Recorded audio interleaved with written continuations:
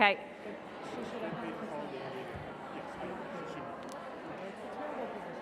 You need your gavel tonight, Jess. What do you say? I know. I'm going to use this. Ready? Last meeting There's enough people here. I'll use this for the first time. Okay, I'd like to call the Pelham School Board meeting of Wednesday, June 16th, 2021 to order. Would everybody please rise for the Pledge of Allegiance?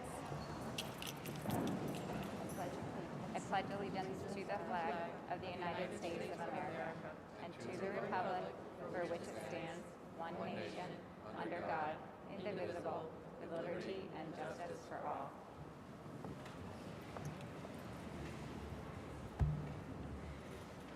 Okay, Sue, could we please have the reiteration of the executive session motions? Yes. The board met tonight in executive session to discuss the employment history of a particular person, the proposed lease of real property, collective bargaining, and potential litigation. Thank you. Okay, before I begin my opening remarks, this is an announcement for everybody with a cell phone or anybody in the audience. You don't have to pull them out. I just want you to know that you can look at them to check what I'm going to tell you about. One of Pelham's own is swimming in the Olympic finals for the 200 IM, Kate Douglas. So if you're watching from home, you can tune into NBC. I have it recording myself. She's a student at my alma mater, so I'm especially proud. Okay, Sue, you're going to give us updates if you see any news. I have Twitter open. Okay, welcome to our last board meeting of the year, and what a year it's been. We endured a lot as a school community and as a town. We survived virtual learning, hybrid learning, re-entry to school, virtual ceremonies, adjusted traditions, masks, testing, and quarantines. While there are many experiences from this year that we'd like to leave in the history books, I hope we can reflect on some lessons learned as we envision what school will look like when we return in the fall. Tonight, we look forward to hearing from members of the Cultural Competence Committee who will present an update on their work for the year, as well as draft recommendations to the Board of Education about how to further our strategic goals for cultural competency. Tonight, we also get the chance to recognize some amazing women. Our district's nurses played such a critical role in the success of our school year. I'm thrilled we have the chance to honor these unsung heroes tonight. Additionally, this is our last meeting with trustees Eileen Miller and Jess Young. We will be recognizing them for their dedication to our students and district and for their past 3 years of board service. I wanted to take some time to address the board's public comment period at our public meetings, since this was a topic which came up during this school board election cycle and has been further discussed throughout local media. Given that community engagement is and always has been a priority for the board, it's important to address any misunderstanding and the concerns raised. To be clear, the board's public expression policy does not prescribe how to have a public comment, but instead it encourages a public comment period. There has been no change. Sorry, flipping a page. Sticky fingers. There has been no change to our board's policy. Public board meetings are a great way for residents to learn about various issues and what is going on in our schools. We encourage everyone to attend, thank you, or watch online, either via the live stream or the recordings that are posted on our website. While some boards throughout New York State do not hold a public comment, which is optional under state law, it has been our board's practice to have a public comment session at our public meetings so that members of the community with concerns have the chance to go on public record and can share concerns with the full board. This gives us a chance to listen and gain valuable feedback from the community. It has been our board's practice to listen to public comment, but not to respond to comments or questions in real time. This practice is very common among boards in Westchester and has been described by our attorney as best practice for school boards. This is because oftentimes concerns raised during public comment are complex and require additional research to ensure a thoughtful and accurate answer is provided. This is difficult to do in real time. Should members of the community ask a very specific question which has an immediate and simple answer, we would certainly answer during the public comment session. Though members of the community may not receive an answer to their question in the moment, the board president sends them an email as a follow-up the following day with the requested information and/or puts them in touch with the respective administrator who can provide an answer to them. When topics raised are relevant to concerns throughout the greater community, a response may be shared at the next regularly scheduled board meeting. While our public comment session is not the appropriate forum for question and answer, I'd like to mention that there are many ways for residents to communicate with the board, to have questions answered, and to share concerns. Our cell phone numbers are published in the Focus, which is mailed to all homes in Pelham 2 to 3 times each year. Members of the community can always email the full board at boe@pelhamschools.org or at our individual board email addresses. It is my experience that our board members are highly responsive to the public when they reach out to us directly. Additionally, each school PTA has a board liaison who is on hand to address school-specific concerns as they arrive. Oftentimes, the board liaison will attend the respective school's monthly PTA meeting. The pandemic has certainly limited the ways that we can all engage with one another in person. I've often felt that this year, some of the issues we wrestled with as a school community might have been easier to resolve if we were able to gather and talk in person. Prior to the pandemic, the board hosted monthly board coffees on a variety of topics, and we look forward to bringing those back next year. In the past, when big issues have come up in the community, we have had great success in coming together through town hall meetings. It is my goal for next year to gather in this type of forum on a variety of topics of concern to the community. I am hopeful that we can all come together to hear from one another, to learn from one another, and to find best ways to move forward together as a community. With so many at home, heightened concerns, and so much uncertainty, Facebook became a place for many to discuss issues in our schools. Oftentimes, social media posts lead to people learning and reacting to misinformation and increased angst in our community. With the help of our fantastic communications director, Alex Wolf, and the assistance of some members, you don't get called out too often, some assistance of some of our members. He typed more words than most this year, I would argue. And the assistance of some members of our PTA council over the last couple of years, the district has worked to develop a communications ladder which we called Whom Should I Ask? That is posted on each of the school websites so that the people who have specific questions or concerns can know who to go directly to. I encourage members of our community to follow those communication channels described on our website in order to get correct information quickly. Lastly, as we end what might likely be one of the most challenging years of our time, God willing, this is the most challenging year of our time, it's important to remember that we are all dedicated to Pelham, that we all want what's best for our students, and that we are all in this together. Okay, so now I'd like to move on to the approval of the minutes, which is section 3. 3.1 is the minutes of the regular meeting of June 2nd, 2021. Do I have a motion? So moved. Thanks, Benny. I think Leah was a second. Any questions or comments? All in favor? Aye. Any opposed? Any abstentions? Section 4 is administrative and committee reports. This is going to be a full portion of our meeting. We start with our wonderful recognition, 4.1, of our school nurses. Okay. You want to go to the podium? We've got a number of folks that want to speak tonight, and just a really special honor. So if you give us just a moment to transition over to the podium, we'll begin the honors.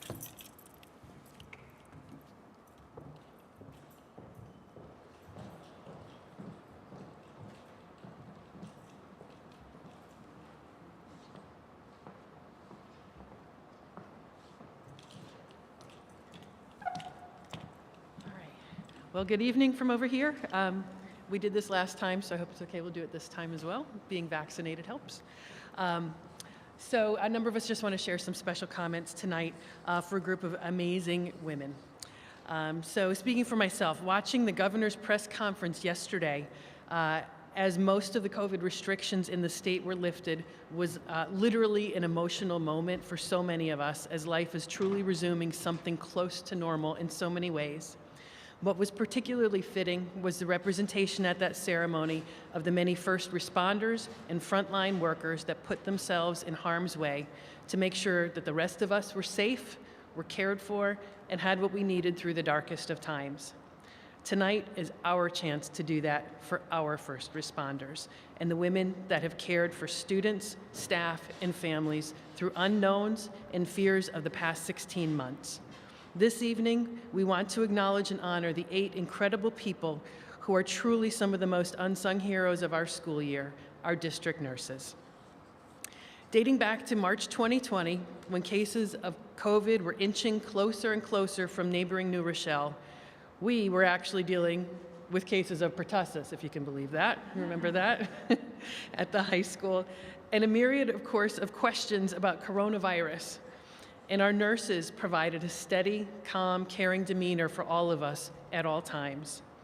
They didn't really know much more than any of us did at the time, yet they bravely fielded questions, assisted with coordinating with the Department of Health, supported families medically as well as emotionally as we all tried to figure out what was safe and what to do when symptoms indicated that COVID may have come to some of our very own homes.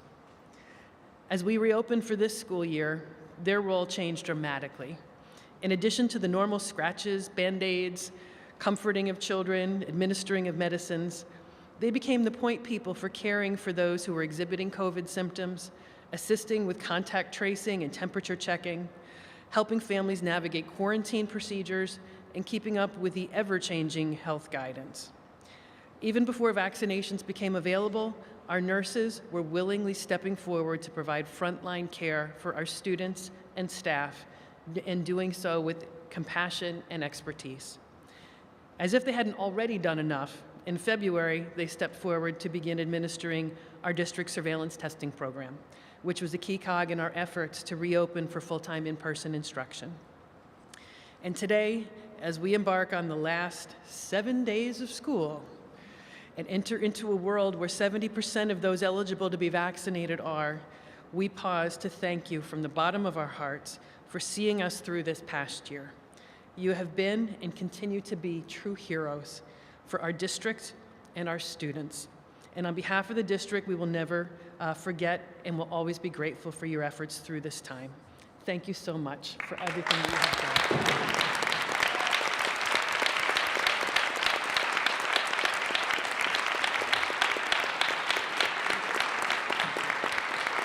I'm going to invite our board president, Jessica DiDomenico, for the next honor.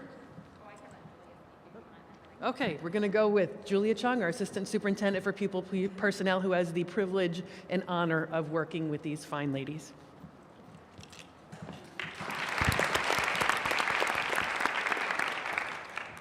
Dr. Champ has already covered so much of everything that they've done this year that I don't know what additional things that I can say other than I really cannot say enough about the work that our nurses have done this year to keep work.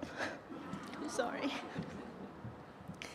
It's been a very challenging year, and without you guys, it would have been so much more difficult. And what I really want to say, I think the part that I think Dr. Champ left out, which I really do want to stress, is many people, there were many times that parents were angry, staff were angry, and it was directed at our nurses. And I think what got them through is knowing that a lot of these strong emotions come from fear, and they understood that. It was fear about their own safety, their child's safety, their family's safety. And they just plowed through. They had awful days. I had them call me once in a while, telling me how difficult it was, but we're here in June, we made it, we're all smiling. The fact that we made it, I just, thank you so much. I did not think I was going to be emotional. I apologize.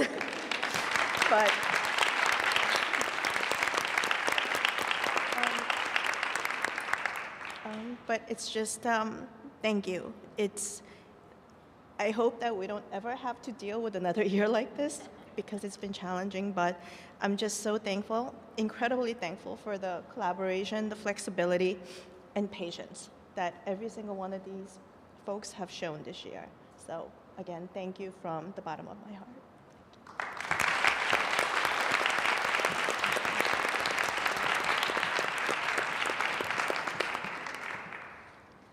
The those tears certainly come from the heart. I know we've mentioned many times what a challenging year it's been for you, but you led the charge. I'm not sure how we would have made it through this year without you, along with our nurses.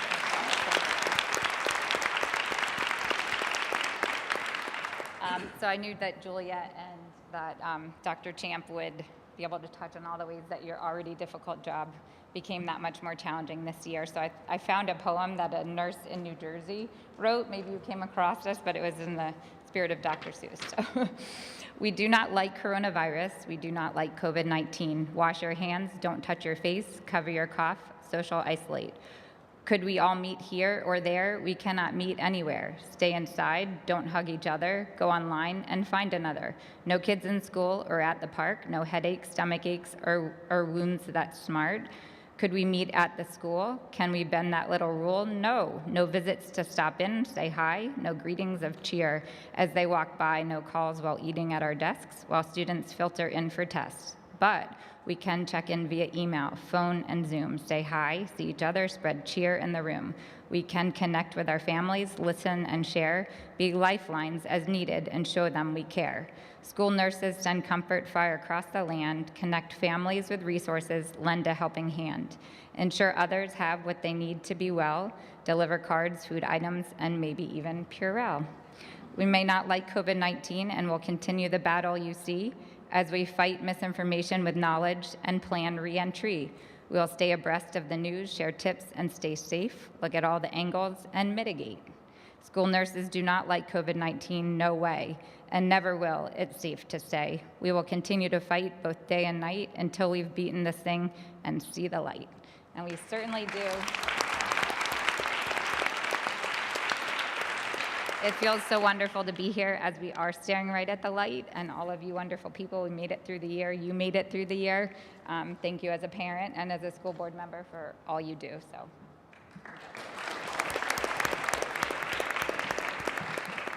Okay, and now I get to introduce these wonderful ladies to everyone. I know many of you know at least one of them from your schools, but we want to honor them all tonight. So we'll begin with Kelly Henry.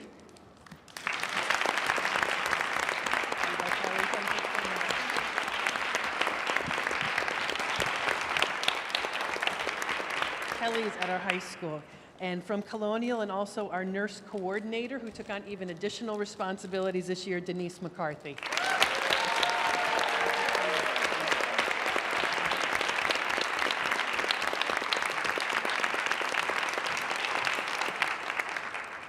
At Hutchinson Elementary School, Elizabeth Wolfenhoff.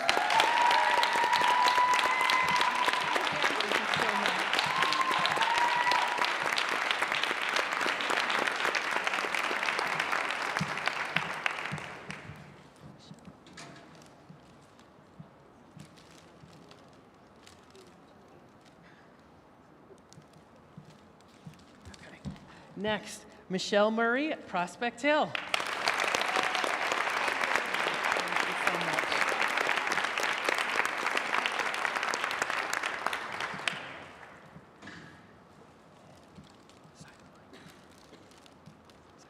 Just double checking. And it's funny too, a number of these nurses, this was their first year in the district, so what a year to come. Christine Keller, Siwanoy Elementary School.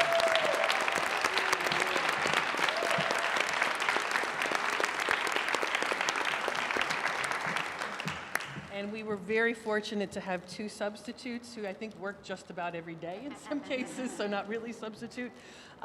Mary Brennan. Thank you so much, Mary.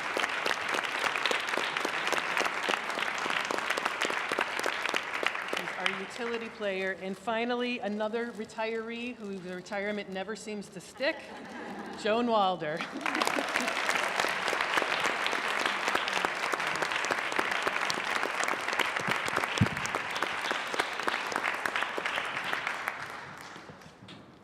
Again, we thank you so much for your service to the district and the families of our community. Our next, I think we're moving to our next honorees tonight. We do have two additional ladies that we want to take just a few moments to recognize this evening.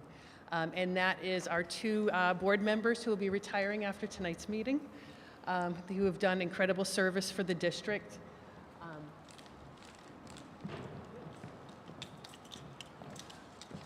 And I certainly will invite Jess and Sue to come up if you'd like to read from here or to read from your seats, whichever. I think everybody wanted to say something. So maybe Okay, you so give I'll out do my the- comments from here Yeah, and in then the we'll do ours from proclamations, here. and then Yep. we'll toss back to you. So just on a personal note, Eileen, just such a pleasure working with you over these last few years. You have incredible wisdom and insight. You listen and you convey concerns that you hear from so many people. You have never lost your focus on the whole child. Your partnership and work with Pelham together has helped to inform your work as a board member so beautifully and to really give you a clear focus that has helped us to be better and to think more big picture as we work through all the many issues of a district. Your work on the policy committee, I do happen to enjoy policy myself. Your commitment to it was outstanding. I think you set the new record of number of policies that we were able to update in the course of this year. We joke, but at the same time, policy is one of the most important governance features of a school board member. So thank you for your commitment to that, your detail work in that, and through approaching that always with an equity lens. Again, thinking about the whole child, thinking about how this would resonate for our students and our community. I do continue to appreciate how you've always kept your ear to the ground on everything, again, trying to stay so in tune to the community so that you could represent on behalf of the community and the students of our community a school district that they felt where they belonged, they felt heard, and they felt proud to belong to. And I thank you for pushing us all, myself included, to hear all voices. You very much were very attentive to making sure that it was not just the dominant voices or even those in the echo chamber of familiar voices or voices that we agreed with. You always kept a constant focus on making sure that a broad perspective was heard by the board and by myself. And for those things, I personally very much appreciate your work. I'd like to read a resolution now into the record and then pass it back to the board just to share some words about Eileen. So tonight, for the board record, reading a resolution, recommending this resolution on behalf to the board. Whereas the Pelham Board of Education recognizes Ms. Eileen Miller, Board of Education trustee from 2018 to 2021, for her 3 years of dedicated service on behalf of Pelham's students and countless hours of hard work.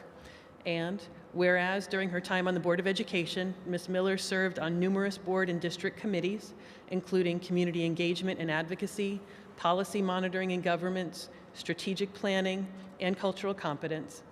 And whereas, as chair of the 2018-19 Strategic Planning Committee, Ms. Miller successfully led a group of teachers, administrators, parents, and students through the strategic planning process, which included significant community participation and resulted in the district prioritizing the goals of authentic learning, the whole child, and cultural competence.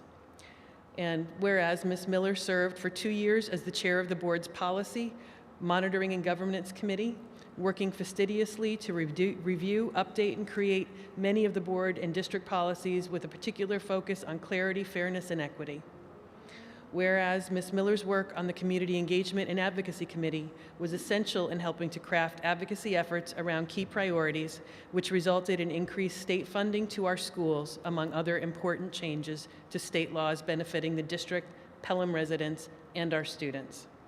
Whereas Ms. Miller faithfully served as the liaison to Siwanoy School and the Westchester Putnam School Board Association. Whereas Ms. Miller has played an integral role in leading the district through many challenges over the past 3 years, including the 2018 bond referendum and the coronavirus pandemic, with the utmost focus on prioritizing the well-being of students. Be it therefore resolved that the Board of Education, on behalf of the students, administrators, teachers, and Pelham residents, hereby expresses gratitude to Ms. Miller. And although we will miss her continued focus on and commitment to Pelham students, the Board of Education, and the Pelham community, her attention to detail and sense of humor, we wish Ms. Miller nothing but the best in her next chapter. Congratulations.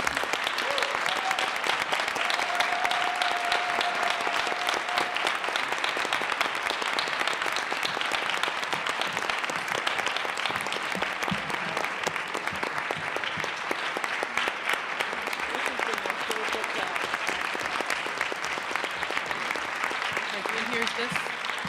And on behalf of the district, the traditional bell for Board of Education members.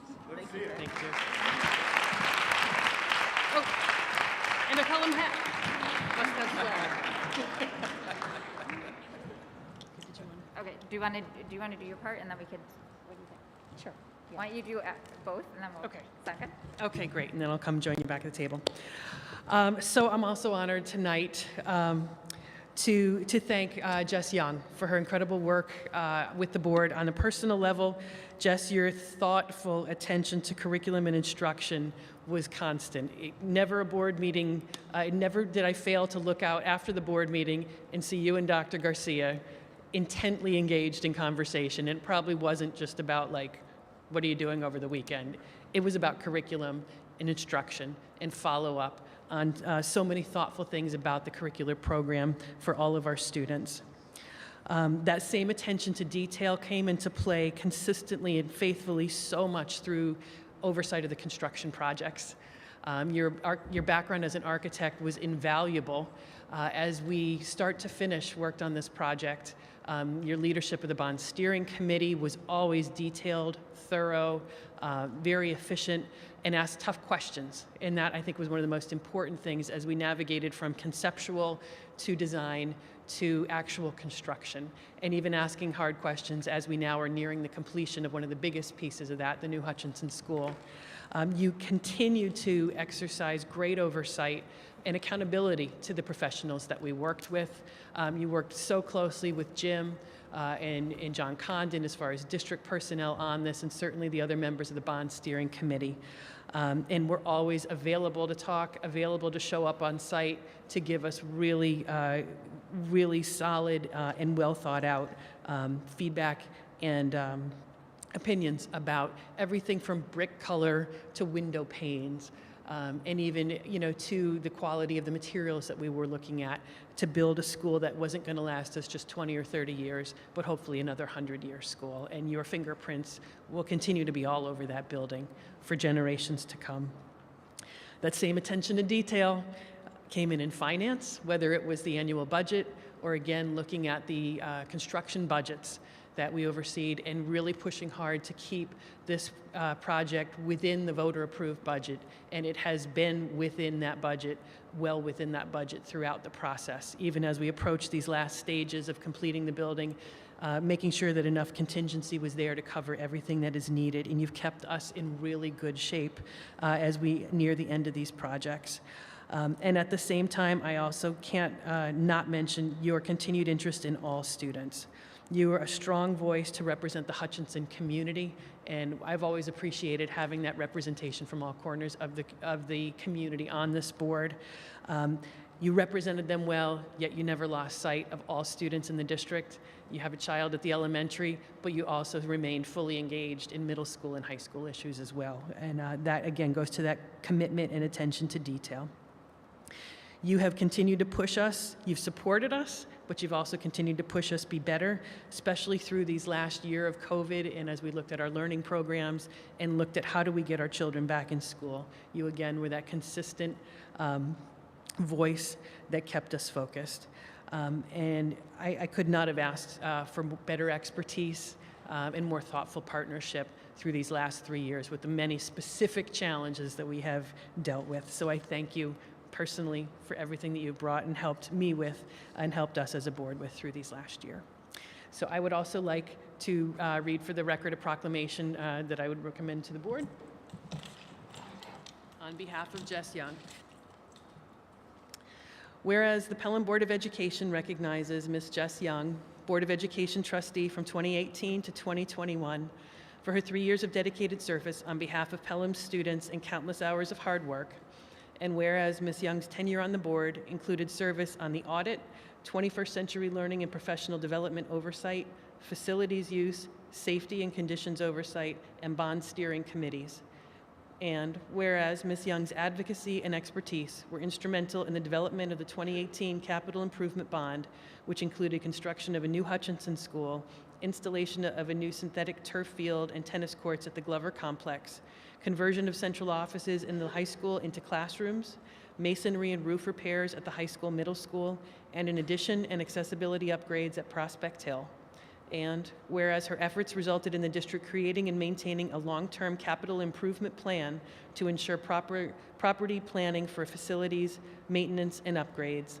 And whereas Ms. Young's knowledge, demeanor, and attention to detail were essential in her role as chair of the bond steering committee as the district implemented the 2018 capital improvement bond projects, which, thanks to her leadership, remain on schedule and on budget despite navigating an unforeseen global pandemic. And whereas Ms. Young honorably served as the board's liaison to SEPTA and Pelham Middle School by continuing to represent her home community of Hutchinson with pride throughout her tenure. And whereas Ms. Young has always been a tireless advocate for Pelham's children and the Pelham community. Be it therefore resolved that the Pelham Board of Education, on behalf of the students, administrators, teachers, and Pelham residents, hereby expresses its gratitude to Ms. Young. And although we will miss her incredible expertise, ability to build consensus, even-keeled consideration of issues, and dedication to doing what is right for students, we wish Ms. Young much success in her next chapter. Thank you, Jess.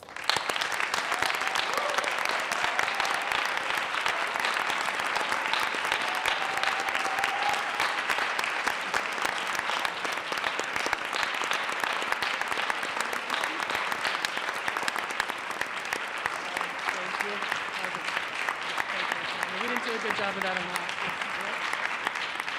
And traditional bell on behalf of the district, and some swag to memorize. Thank you. There you go.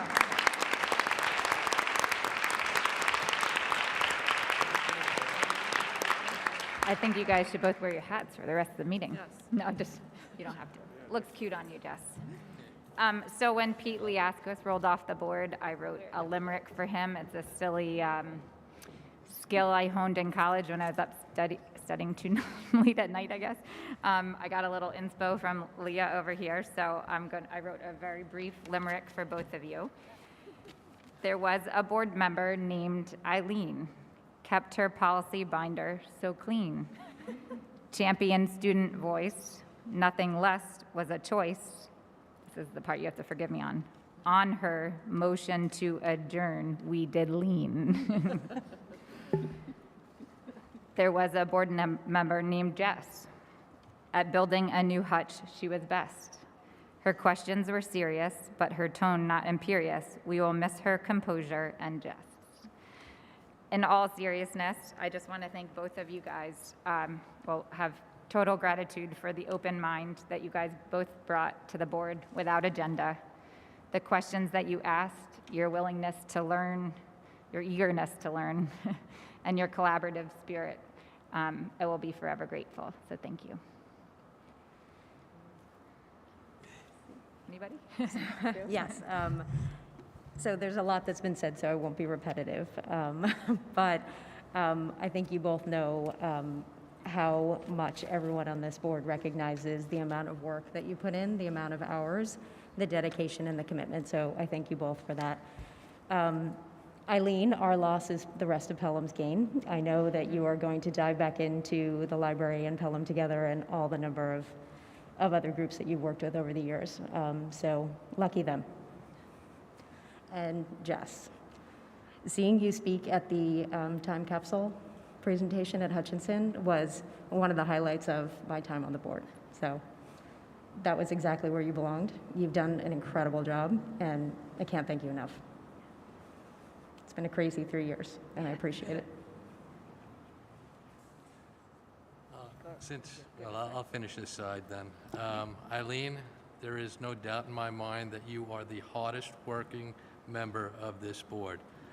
I liked looking at myself in the mirror. I said, no way, no way, not even close. And more than anything, I'm going to miss our car rides home at night together where we solve the problems of the world, one at a time. But thank you for your time.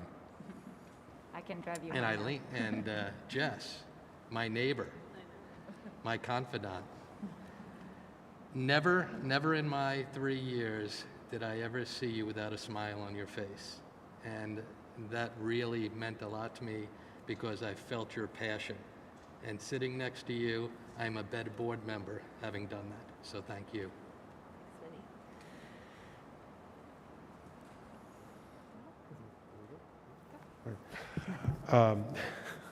I first met Jess at a bond steering committee meeting when I was just a citizen, as was she at the time.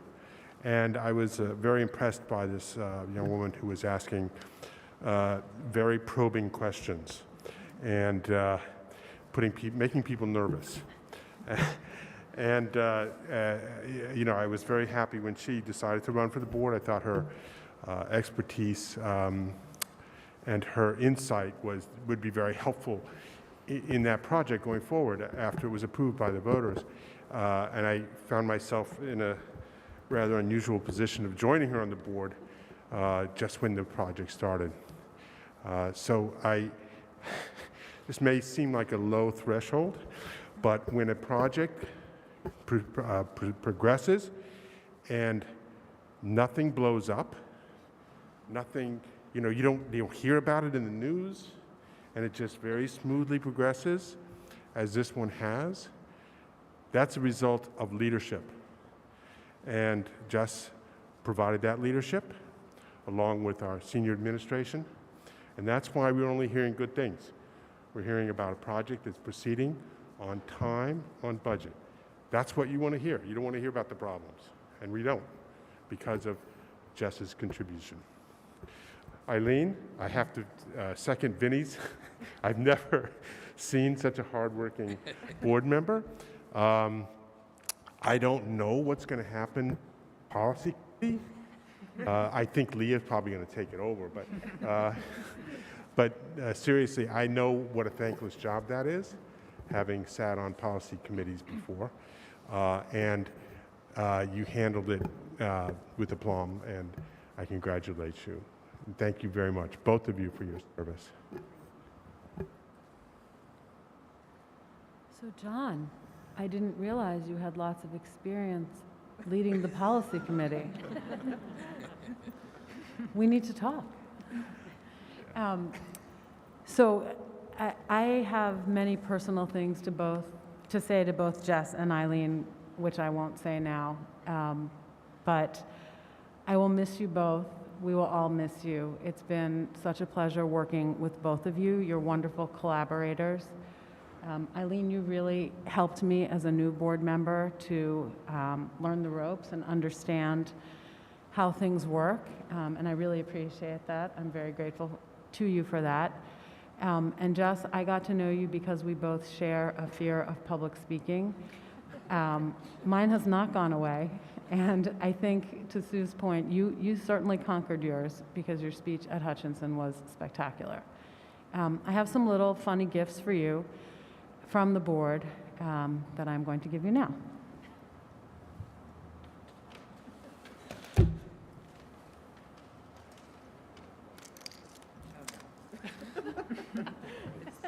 You might guess what it is. Thank you.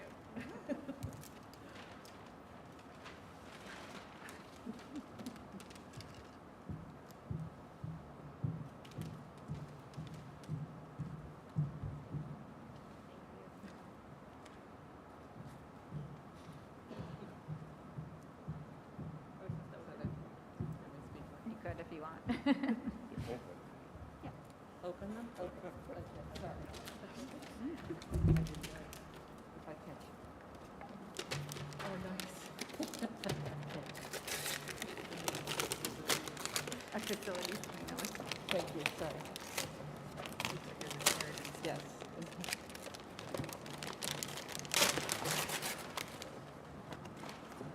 Oh my God. It's a policy queen binder. Because I am, in fact, the policy queen. And I'll just take a second to say thank you to all of you. You have been such amazing board friends, and this has been my favorite thing that I've done in Pelham. I've done a lot of things in Pelham, so that's something. And policy was no small part of it. So the only upside is that Jess and I will be going out on Wednesdays. So thank you. I think I know what this is. Pretty good. My own treehouse.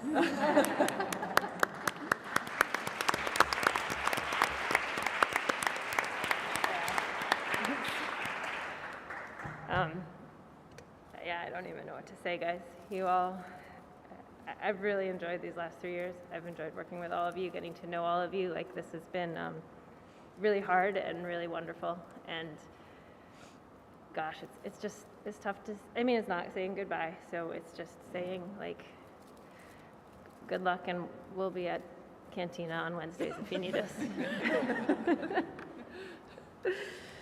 Thank you.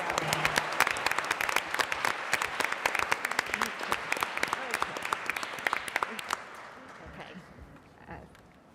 Yeah? And I would say we're going to put you to work a little bit more before you leave, so we do have some business tonight. I do want to extend to our nurses. I know you have all put in a long day and you have a couple more to go, so if you would like to go on your way, please feel free. Thank you again for coming tonight.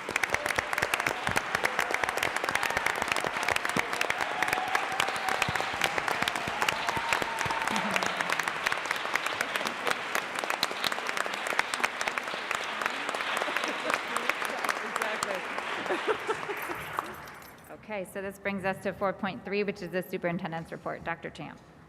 Okay, I'm going to try to run through a number of items quickly because we do have really the big event tonight, which is our presentation. I'm going to start with one not so happy announcement, but it's certainly an important one. And I think probably everyone saw the email that went out today regarding suspicious individual approaching a student. So I just wanted to say, unfortunately, we can't provide any more detail than what we did in that email, but I wanted to once again thank both the Pelham Village and Pelham Manor Police for their immediate response, and they worked very closely with our building administrators to take care of the student and to deal with the necessary, attain the necessary information that they can, so they can then carry on their investigation. And we do appreciate, too, the fact that they are going to be increasing their presence and patrols throughout these last 7 days of school to assure our students and our parents and families in the community that our students are safe. So I just wanted to publicly thank them for that. I also wanted to remind everybody that Alice in Wonderland is streaming this weekend, our middle school theater troupe. Super excited to see it. I will admit there was a few tears shed when I watched the high school production because of seeing such amazing work actually being done in the midst of this hard year. So I am looking forward to seeing Alice in Wonderland and expecting those same tears may appear. But congratulations to those students for everything that they have accomplished this year. Tonight on the agenda, this is kind of a lot of all over the place items, but that's all right. On the agenda tonight, we are asking the board to approve a new memorandum of agreement with the Pelham Administrators Association. Just want to extend my thanks to Dr. Callahan, to Lauren Ribeiro, and to Trish Fitzgerald, who are on the negotiating team, and to the unit for their cooperation and collaboration. Again, in such a difficult time, your work and your value to the district are tremendous, and we appreciate everything that you have done. So thank you for that partnership. Hopefully, folks were able to be here tonight early to catch the art displays out around the field. Amazing work from our students again. And thanks to our art faculty for all the work that they do day in and day out, and then for being here, first making the right weather call to make sure that that art was protected and that we could be here on what could not have been a more beautiful day. So thanks to them for their hard work with our students and inspiration and the amazing accomplishments of our students. Want to read some other honors that we received over the last couple weeks. We always like to brag on our high school, especially our science research program. So this past Saturday, I think this was actually the prior week, our science research sophomores competed in their first science research competition, the Somers Westlake Science Fair. Despite all the challenges that this year has presented, our students continued to work hard and pursue their passions. They presented their research plans that they hope to carry out this coming summer. The entire fair consisted of nearly 500 projects spread across all of Westchester school districts, and I'm proud to announce that our students had the second most medals of any school and the most first place medals of any school.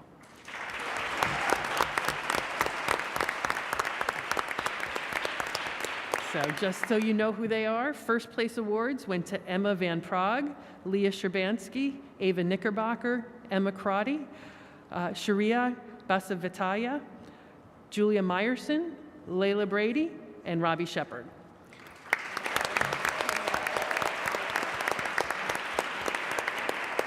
Second place awards to Adam Wolf, Larissa Breskin, Daniel Teleshevsky, and Jonah Sherbansky. And third place to Katie Brandler, Oife Jeffries, and Mary Kate Boyderev.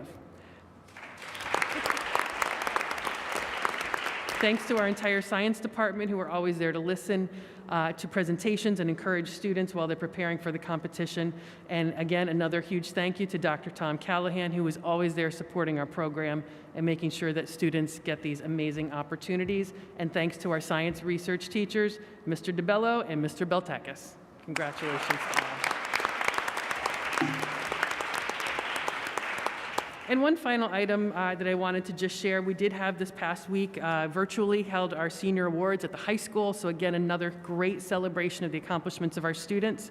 So we want to congratulate them all first, to our seniors who distinguished themselves in so many ways. I did want to highlight one particular award that was given, that is given each year, and that is the School Spirit Award, which is given to a staff member each year. This year, it was given to someone who doesn't often get much recognition publicly, but who is truly the wizard behind the curtain.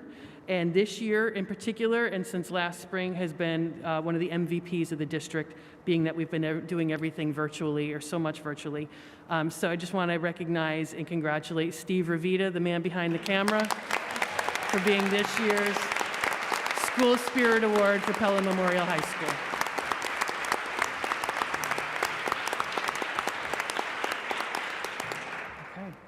And that ends my report, and this would be the time where we hope to transition now into the main presentation for the evening. So this brings us to 4.4, which is the Cultural Competence Committee report and recommendations. Turn it back to you. Okay. And your team. All right. So I'm going to start off from over here. We do have a number of folks that are going to be assisting with tonight's presentation. We'll just invite them to come up to the microphone at the appropriate time. Really hope to highlight some incredible work that's been done this year. So first off, I want to begin by thanking the members of the District Cultural Competence Committee who were tasked with looking at our district strategic plan, the work of the district in the areas of diversity, equity, and inclusion, as well as recommendations from the recent equity audit to determine what were the right draft next steps to recommend to the board as we look to further our efforts under the strategic plan goal of cultural competence. We had the largest committee ever this year, with 55 members that represented students, parents, staff, teachers, counselors, and administrators. That broad array of stakeholders brought invaluable perspective to the discussions, especially as we all navigated this important work and challenging work in the midst of a pandemic, and therefore the hardest year ever within public education. Additionally, doing this work through virtual meetings and electronic communication presented even greater challenge, as so much of the work in building cultural competence is through building relationships, which happens best in person, where both verbal and nonverbal communication aids in building of true understanding intention, and understanding purpose. That being said, the Cultural Competence Committee, or as we call it, the CCC, persevered and is coming forward tonight with recommendations that were promised to the board back in the fall. I'm proud of the work that the subcommittees, which were led by our administrators, are bringing forth tonight. We look forward to hearing the board's feedback and questions, and look forward also to receiving direction from you regarding these recommendations, as they will be the basis for the roadmap upon which we will build our work under the strategic plan for the years ahead. So I think it's really important to start first with, why are we even doing this work? What is the question that we're trying to solve here, or the problem we're trying to solve? I shared this quote that is part of the New York State culturally responsive and sustaining education. It's a framework that's come from New York State. And a key statement in that, I think, really sums up so much of the work that we do as educators. Learning is rooted in the lives and experiences of people and cultivated through activities that people find meaningful. When teaching is not rooted in students' lives, student learning suffers. So this really brings us back to the core work of education. The core work that we do is learning. That's what we're about. And in order to make learning really meaningful, it has to relate to students' lives. And without meaningful learning, it's almost impossible to develop true understanding. So that is the goal of our work, and that is one of the reasons, the primary reasons why we come to the work in the realm of diversity, equity, and inclusion. We also come to this work because there are historic achievement gaps certainly in our country, but even in our district. And representation disparities continue to persist within our schools. And what does that mean? When we look at the percentage of students from various different backgrounds and demographic groups within our schools, we have a certain population of students, be it how many students of each ethnicity are in our schools, how many students with disabilities, those without disabilities. We look at what is the percentage of those students in our schools across the board, and then we look at how are those students accessing our programs, how are those students achieving academically. And when there's a difference between the percentage in our schools and those that are accessing and achieving, those are achievement gaps, and those are disparities that we see, and those are areas for us to dig deeper and understand. So while we have been at this work for many years, we do see growth, but we also see that there continue to be persistent gaps that we need to address. We also come to this work because of the lived experiences of the students and families within our schools that continues to point us to issues of bias, and feelings of lack of true belongingness. As hard as it is to hear these truths, we have heard these truths in a variety of ways. We've heard them through focus groups in strategic planning. We've heard them through thought exchanges. We've heard them through climate surveys. We've heard them from our equity leaders at the high school. We heard them in our community this past summer. Those may not be everyone's lived experiences, but they're their lived experiences, and they're ones that we cannot turn away from. We do this work because our students continue to advocate for change and for broadening of inclusivity in our language, in our school climate, in our curriculum, in our discussions within classrooms, wanting to really tackle difficult conversations and to create space where all voices are welcome and all voices can come to the table, and students want meaningful conversations with their peers and with their teachers. I think it's important to note that our teachers are doing an incredible job of incorporating the evolving resources that they're learning about, that they're creating, and that we're bringing to them, and they're incorporating training within their classrooms. And again, I remind us, this is in the midst of a pandemic, and this is also in the midst of having cameras in their classrooms. They have not shied away from this work. Yet, as we continue to listen to our students and their experiences, we continue to look at students who are accessing the different programs in our schools, an example of that being which students are engaging in honors classes and in AP classes and upper level courses. We're still seeing some gaps there. We're still seeing some gaps in academic outcomes. We're improving, but we're not where we want to be. This is why we come to this work. And finally, our motto of inspiring a standard of excellence for all, that has been and continues to be an ongoing goal for a district, but that is a goal that can only be reached when we address the needs of students equitably. I think it's important to just pause for a moment and define some difference in terms very briefly. Equality is giving students all the same thing. Equity is giving students what they need to access opportunities and to achieve at their best.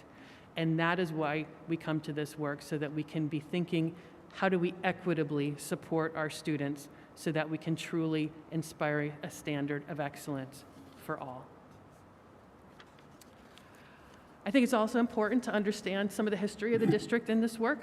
This is not trendy. This is not new. This is not something that we're coming to because it's a buzzword. This has been something that's been going on in the district for over 10 years. The history of diversity, equity, inclusion work in the district began over a decade when Dr. Lauro was the superintendent. Noticing the presence then of achievement gaps across demographic lines, he established a task force to examine the root cause of those gaps and create a plan to address them. That resulted in the Diversity Task Force report that was implemented alongside the strategic plan that was in place from 2014 to 2019. Within that plan, many different activities and initiatives were conducted that focused on the celebrating and recognizing the multiculturalism of our schools and community. Trainings were held at the secondary level to raise awareness of implicit bias and ways to better support our traditionally underserved groups of students and families within our schools.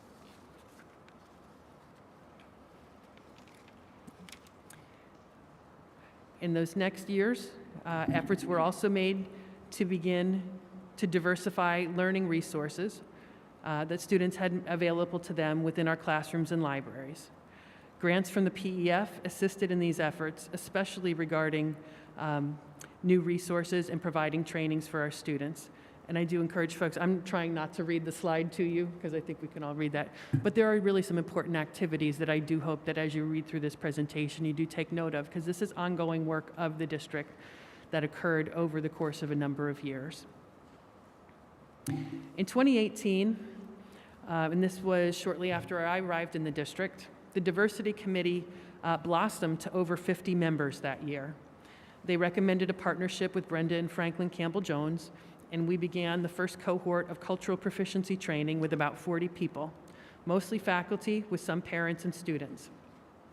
The Diversity Committee also worked on ways in those years to welcome new families to the district, to create plans for professional development, to continue the diversification of learning resources focused on classrooms and libraries in particular, and reading lists, and activities, and providing activities that would better integrate our students across the elementary schools. It's hard to remember before COVID, but we did actually have a kindergarten play date. We'd expanded to a first grade activity. We had fifth grade field day, and we were in the process of building those district-wide elementary level activities back into 2018 and 2019. In the 2018-19 school year, the board and district undertook the process of redesigning our next strategic plan. The strategic plan was developed based on feedback from the community, students, teachers, and staff, and was guided by our strategic planning consultant, Judy Wilson, as well as the board's strategic planning committee. Throughout that process, we engaged with a significant number of stakeholders through a variety of methods, including group forums, individual interviews, focus groups, surveys, as well as conducted an analysis of academic program enrollments and achievement outcomes to determine if there were, again, areas of disparity in both access to those programs as well as achievement outcomes. And again, just for clarification, by the word disparity, we look for areas where a number of or percentage of students either accessing programs or achieving certain outcomes differs greatly from the number or percentage of students enrolled in our schools.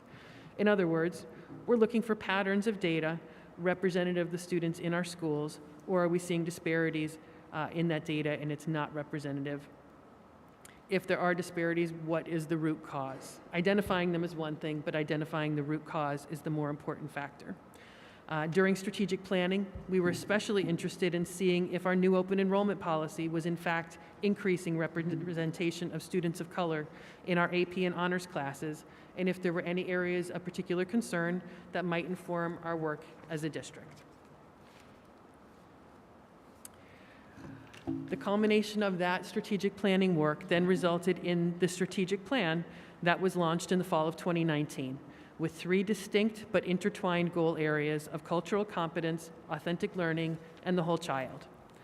The belief being that the intersection of these 3 would be key to achieving our preamble, developing empowered, adaptable, well-balanced individuals who are able to contribute meaningfully to our local, national, and global society.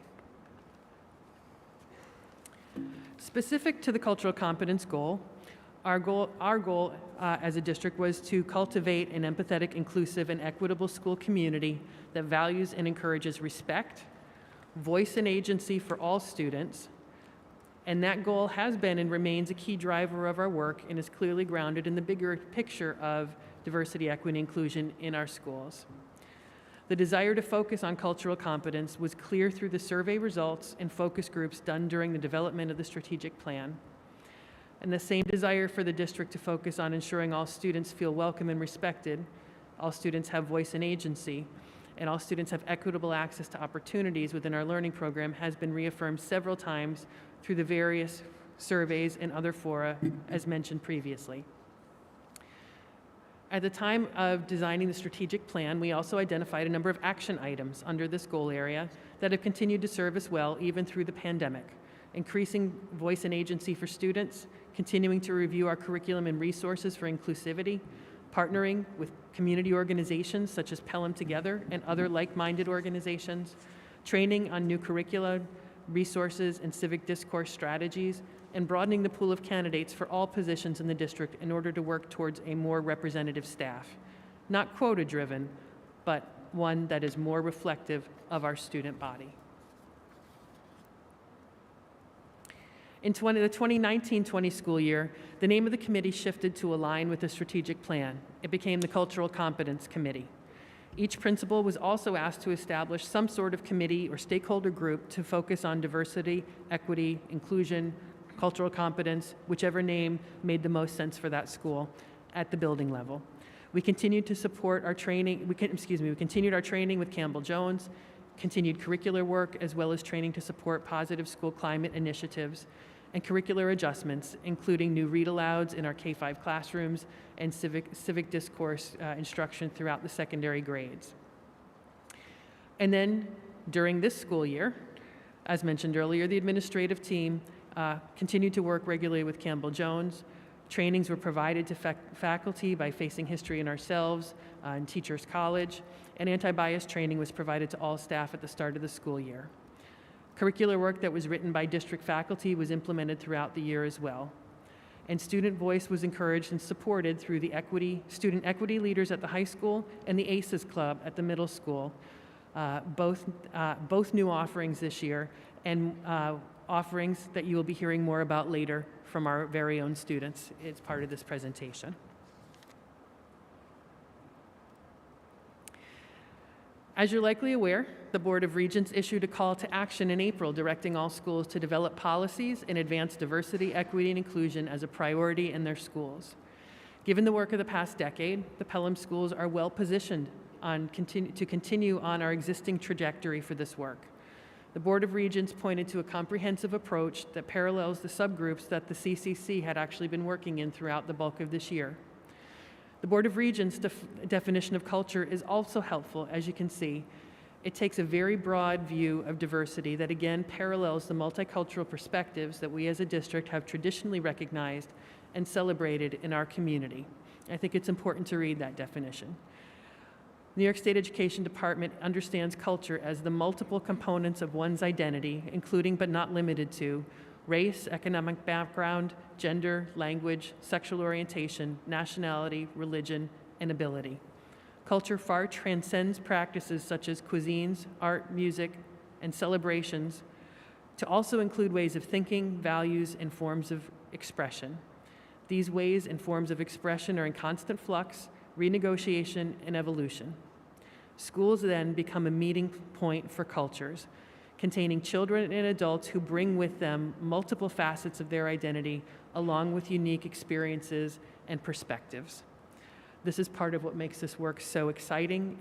It's part of what makes it so challenging, as it is an evolution process and one where none of us are ever finished learning. The Board of Regents is also continuing to provide resources and background information to assist districts in their work. The quotes here, I think, really bring us back to why this work is so important to our students and anchor all that we do as educators back where it belongs, in the lives and lived experiences of our students. Seeing their backgrounds and cultures as assets, creating environments where they feel they belong and where they find authentic meaning in the work they do and the learning experiences they're involved in, and tapping into both their minds and their spirits, which is part and parcel of the whole child approach. As a final note to this introduction, and as yet another indicator of the importance of this work as seen by our school community, when we asked in the recent thought exchange about what people most wanted to see us dedicate the one-time federal funds to as we work to recover from the pandemic, these were some of the top themes that the survey from the survey that specifically related to students. The first column shows the priority order of student-centered topics based on the number of thoughts submitted. The second column shows the priority order based on the areas of agreement. A few caveats with this data. We do ask that when folks fill it out that there is no specifically identifying information. There were a few items entered that had specific names mentioned and that were removed by me as the moderator. There were also a few thoughts that were removed as well as they were not complete sentences and no meaning could be determined. That was about a half a dozen comments in total. Additionally, there were a variety of other themes than those shown above. Again, these represent the rank order of those that most directly related to students. A theme such as facilities, which included a lot of comments about air conditioning, as I'm sure we can all imagine over the last week, did rate highly, but was not included here specifically as we're talking about how best to support students. Nor, for the record, would $800,000 even begin to touch the cost of air conditioning all of our schools. But that being said, we will be sending out the full report as usual very shortly and revising the federal funding plan in light of that feedback. I only bring this up here to illustrate again that we are hearing the same areas of concern from our school community as well as identified in the strategic plan and other subsequent data sources as I mentioned earlier in the presentation. Before we move into the recommendations themselves, I do want to address one more point that has been debated both in the community and in the media, and that point is the role of critical race theory and what role it plays in our cultural competence work in our district as a whole. The recommendations you will see tonight were developed by the members of our community in response to the voices of our students and our families in our schools. And they are being brought forward for consideration by Pelham's Board of Education and not by any outside organization. Let me be clear, critical race theory is not a part of our curriculum and there are no plans for it to be taught in our schools. Our goal is to cultivate an empathetic, inclusive, and equitable school community that values and encourages respect, voice, and agency for all students, which is our strategic plan goal that we adopted 3 years ago.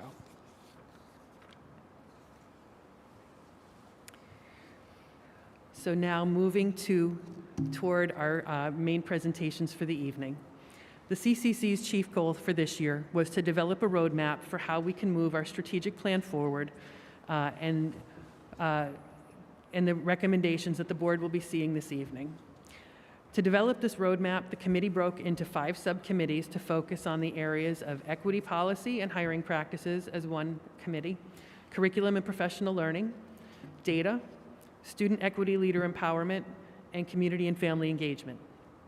Each group was tasked with finding the nexus between our strategic plan, equity audit recommendations, and the New York State Board of Regents call to action and the culturally responsive and sustaining education framework that came with that. And then developing recommendations that we believe are the right fit for our district. These include both short-term recommendations that are on the 1 to 2 year timeline and long-term recommendations on the 3 to 5 year. And with that, I am going to turn the microphone over to our first group, and that is our equity policy as well as hiring practices. And I'm going to turn that over to Beth Antonelli, assistant principal from Pelham Memorial High School, as well as Peter Romaniuk, parent community member, who is going to help present this evening.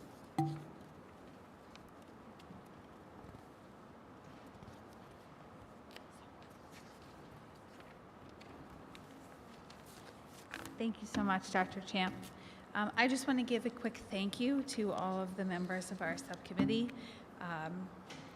myself, Dr. Steve Garcia, Board of Ed member Eileen Miller, Peter Romanek, and Cynthia Jenkins.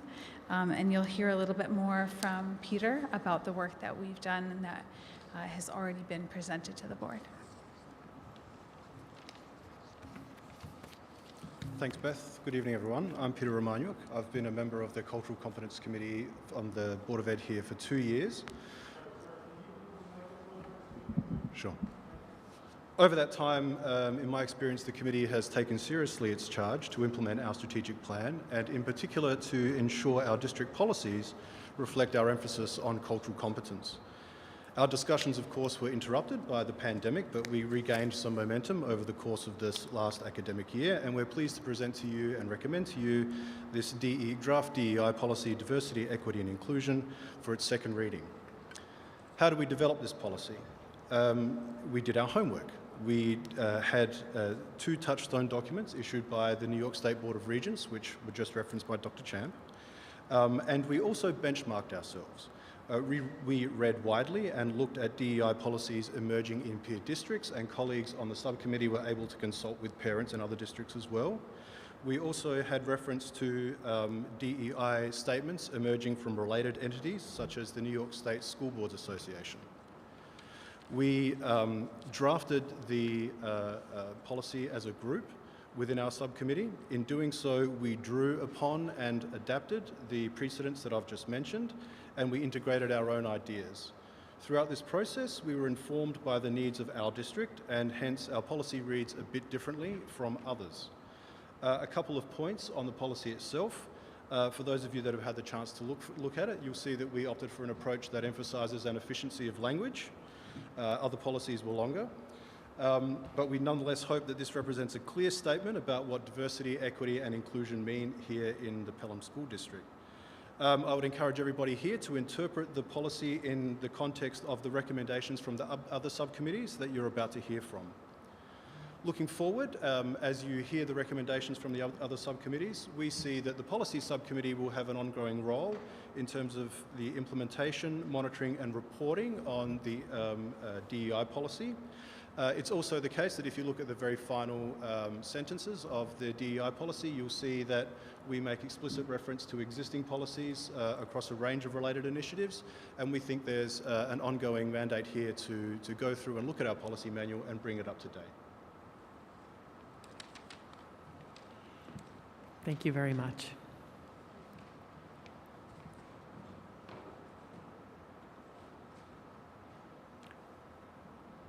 Alex, I think we can go to the next slide. There you go. So the second charge to our committee, we also focused on hiring practices as well. So I'm going to go through some of our short-term recommendations. I'll speak. Okay, great. I know you've been Perfect. speaking enough already, so I'll just go right into it. So, good evening, everyone. So, I've been in this position for 8 years, the Assistant Superintendent for Curriculum Instruction and Personnel. So I was really proud and excited to be able to present these slides because really it reflects our current practice and ways we can improve. So again, I think the most important charge I've had as a school leader, whether a principal or a district administrator, is to recruit, hire, retain the most highly qualified professionals to work with our children. That's first and foremost always on our mind. With that, though, there are lessons that we've learned and that we want to really focus on ways we can even broaden the candidate pool beyond the traditional means that we use, which is the online application system. We want to look at different recruitment systems and services and also participate in more regional job fairs. We also want to engage in professional learning and culturally proficient candidate review of those who apply in our school district, and also ways that we can expand and improve our ways we recruit these individuals.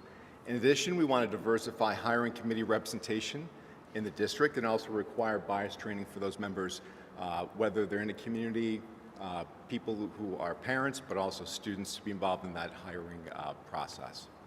In terms of some long-term recommendations, again, I can't emphasize anymore, is to really recruit and retain the most highly effective educators who, again, also reflect the diversity of our school community.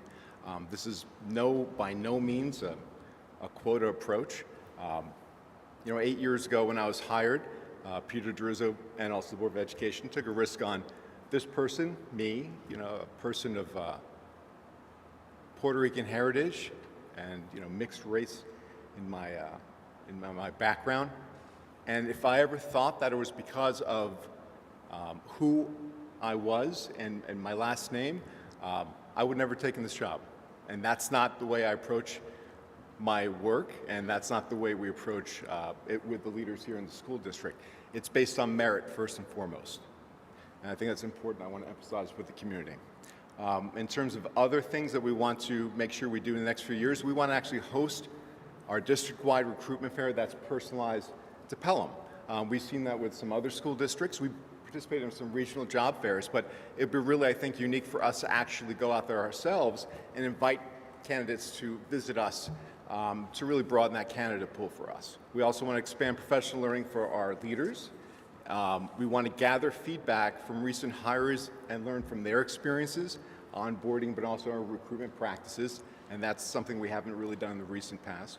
But we also want to continue to explore ways to foster a professional learning environment which is even more attractive to a diverse array of candidates for our children.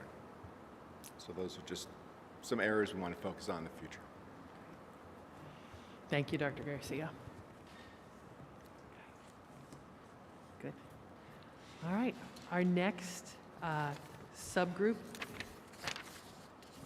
is moving to data analysis. So I'm going to invite Mr. Berkowitz, principal of Pelham Memorial High School, to share some of the discussion and work of his group.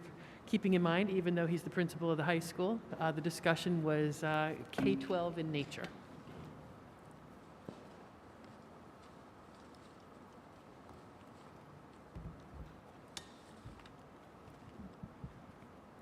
Thank you, Dr. Champ. I had the pleasure of working in the subcommittee with what I call parent practitioners, parents in the district who also happen to work as educators in their professional realm, who have a lot of data analysis skill set. Jeannie Crowley, Erin Larkin-McGuire, Michelle O'Neill in the district, Andrea Pellicane in the district, Deborah Stern. So thank you to them all. This is a district that uses data already. Our data analysis subcommittee recommends the continued use of K-12 systems for collecting and analyzing quantitative and qualitative data, aligned to the strategic plan. In addition, we recommend the deliberate use of disaggregated data analysis, which already exists, but again, being strategic so that we can continue to track student progress, support instructional shifts necessary for meeting the needs of all learners across K-12. What's important to begin with for our short-term recommendations is that we're actually not talking at the outset about anything that is specific to technical systems. We're talking about human capacity. Unifying strategic planning to support coherent implementation of district goals so that the K-12 spine can include some deliberate connections. Unifying approach to academic progress monitoring across K through 12. In this very room, just a few weeks past, my colleagues, Drs. Callahan and Thompson, presented extraordinary evidence of the work that already exists in the district. This board, or this committee, is talking about, again, being deliberate about the K-12 spine to build upon best practices that exist in individual buildings and across individual grade bands. We're also talking about unifying district and school approach towards measuring school climate and culture. Again, being deliberate about the ways that we do this so that there are unified approaches in addition to that which already exists at individual buildings can enhance the capacity of the CCC and the district at large to progress monitor, very simply. Our long-term recommendation, again, is broad here because the work still needs to continue. This is about enhancing human and technical capacity to collect and analyze data to inform our professional practices. We know that professional practices are what leads to impacts on student learning. We're looking to build upon the systems and structures in place so that we can continue to meet the charge of the district in the three committees, the three elements of the strategic plan, in this case, the CCC. Thank you so much. Thank you, Mr. Berkowitz. And I should have mentioned, we will certainly have time for questions at the end. I know there's probably questions popping into your mind as we go through each group. Next, I'm going to invite Mr. Llewellyn for what is probably one of the most mountainous areas of the strategic plan to talk to us about his group's work on curriculum and professional learning. Thank you, Dr. Champ.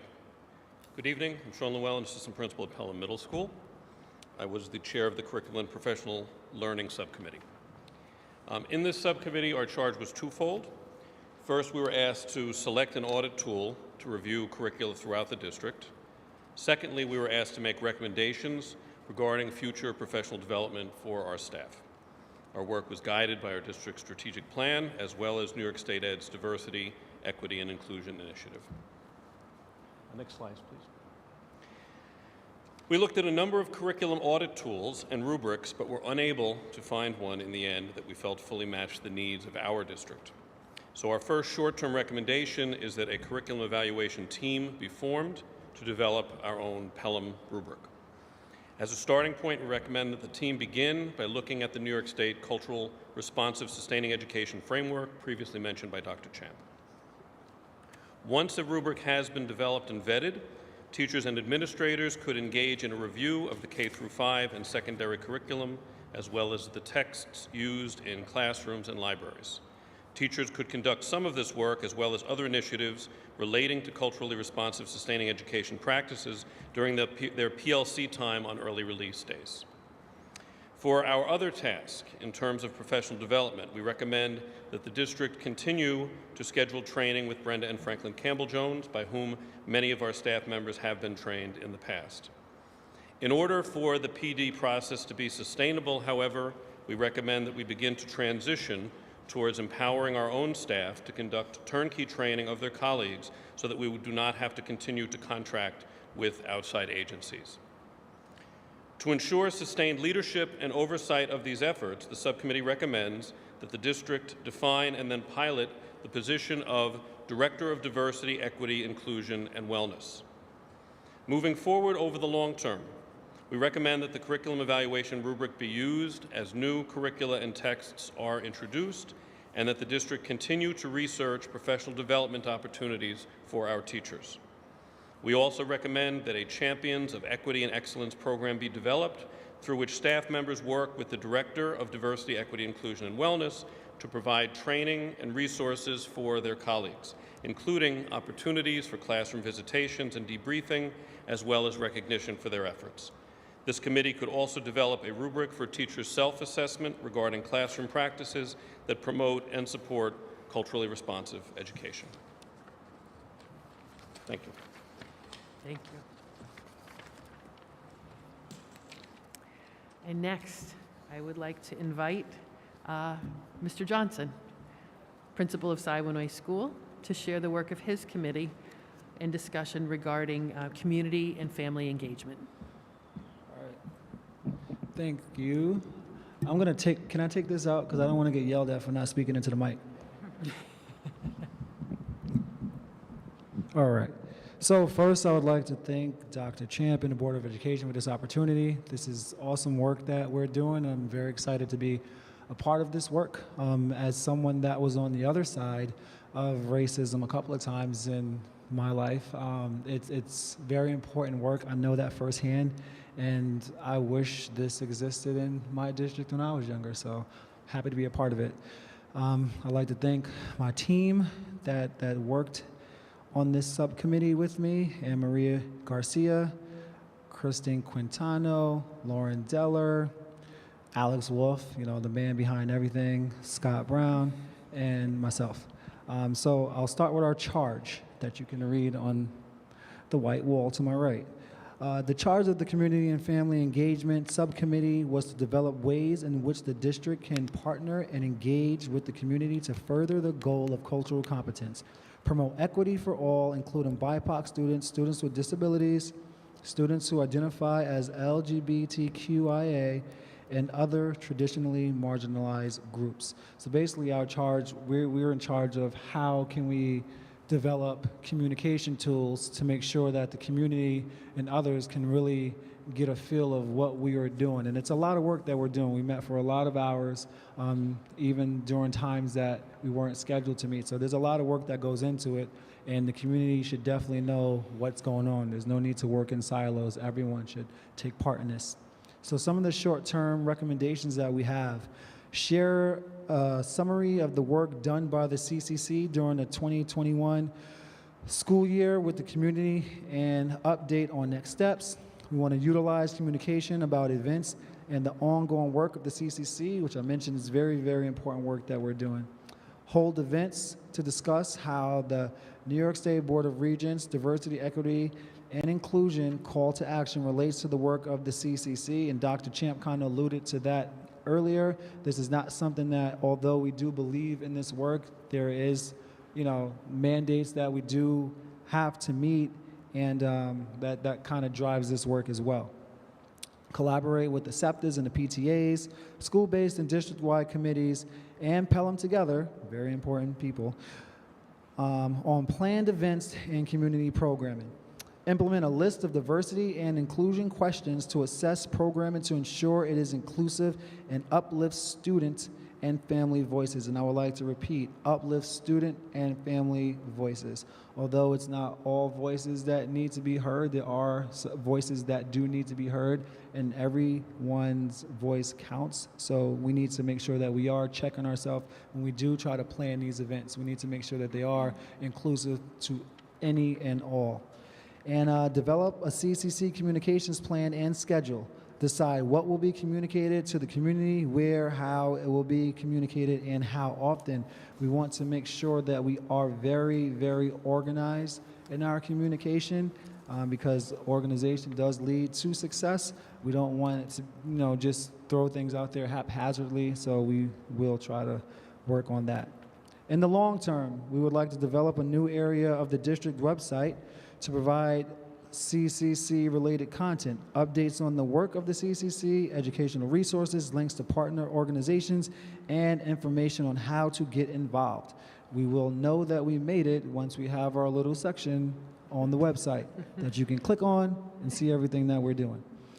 Engage the community through ongoing forums to solicit feedback and answer questions.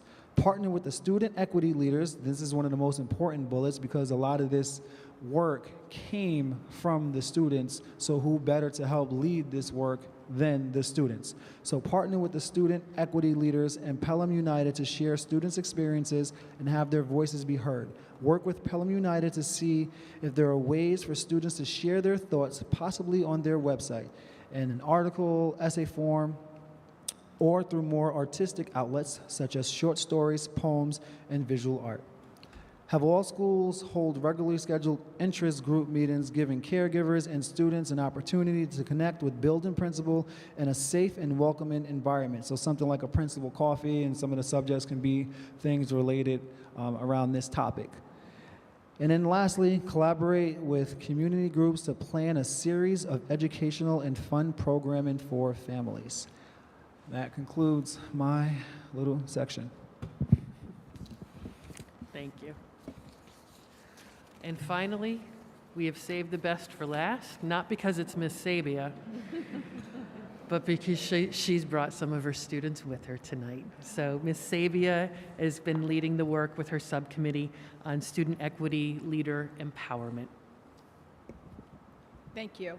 And that's exactly right. It is the best because we do have our students, and in a minute, I'm going to ask our brave students to use their voice and share some of the experiences that they've had through the different clubs and activities and the different opportunities they've had.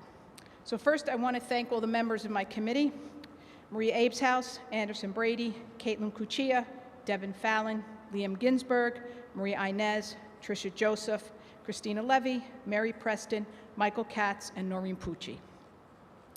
So the focus of our subcommittee was to recommend ways to leverage the brilliance of our student equity leaders by providing them with opportunities to share their ideas and promote cultural competence and equity within the community, staff, and their peers. And so along with this work, we created a mission statement.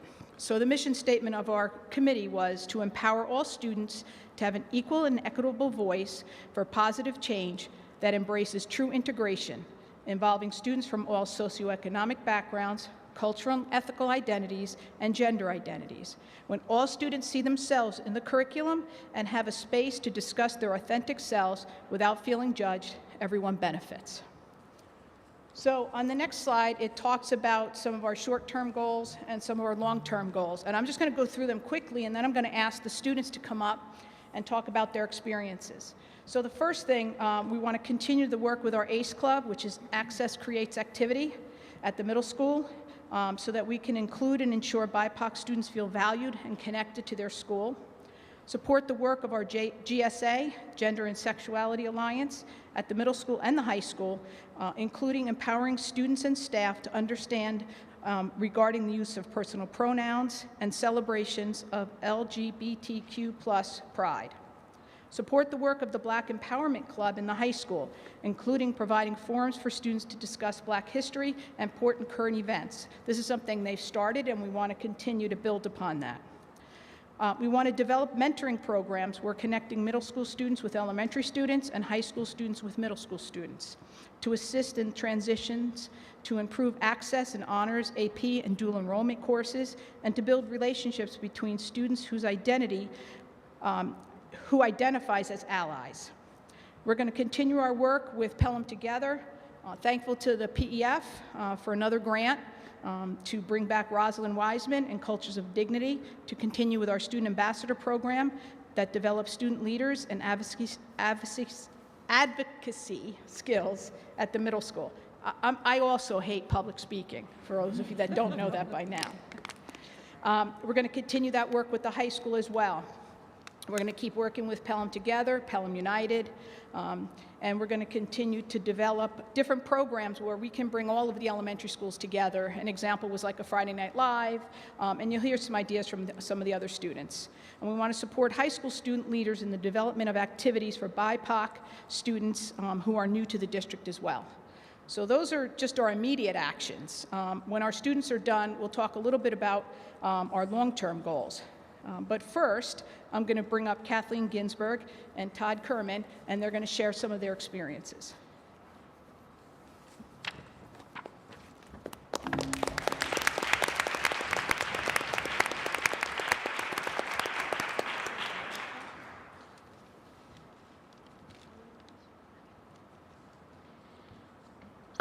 Hi, good evening. My name is Kathleen Ginsberg, and I'm in the 6th grade at Pelham Middle School.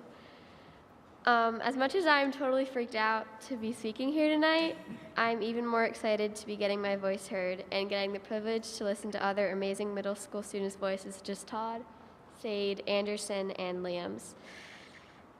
As a school and as a community, it is most important to embrace, admire, touch upon, and listen to students' voices and help achieve their goals and their needs. This is why we have the ACE Club. We are a club of students and teachers who work together on different projects and ideas to make the school a more equal, equitable, comfortable, and welcoming place for all students, no matter their race, gender, gender identity, sexual orientation, or socioeconomic class. All students should feel like they have a place to talk about issues that bother them, see bothering others, or just don't feel is right. It is plain and simple that no student should have to be afraid to walk into a room because they know they will get bullied by the same kid every single day. No student should have to avoid going into the bathroom all day just because they're afraid of walking into the wrong one or being seen in one that doesn't match their appearance. No student should have to go to school worrying they'll be treated like crap because of the color of their skin. Maybe even getting slurred at just because they're doing any other thing that a person with my skin color would do, or for absolutely no reason at all. Having the ACE Club doesn't magically fix these issues, but we work hard together on these very problems and on ensuring student well-being and comfort. The ACE Club is so important to have in our school building for so many reasons. It is our job, duty, and responsibility to make everyone feel valued and loved in our school, to give agency and voice, and to create more activities and build more core relationships between students and staff.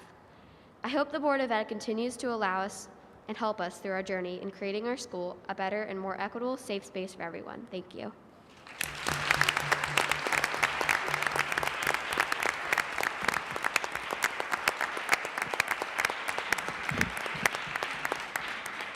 Okay, thank you, Kathleen. I don't think I could have said it better myself. So, yep. So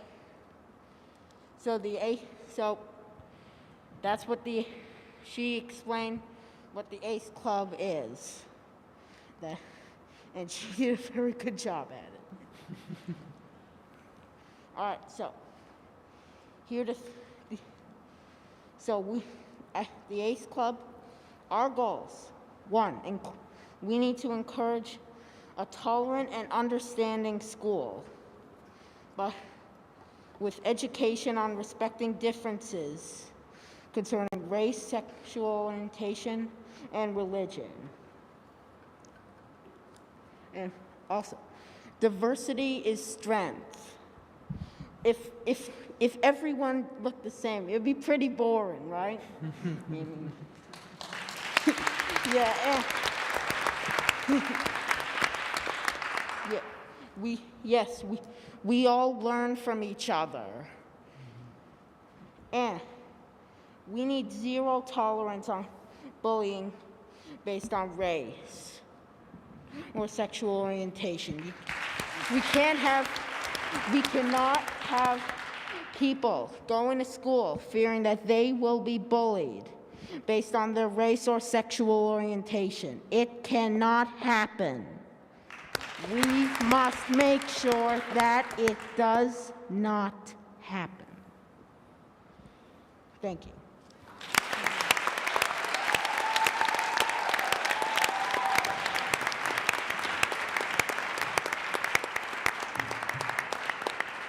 Next, we'll ask Liam Ginsberg to speak about some of the student ambassador programs and some of the work we've done there.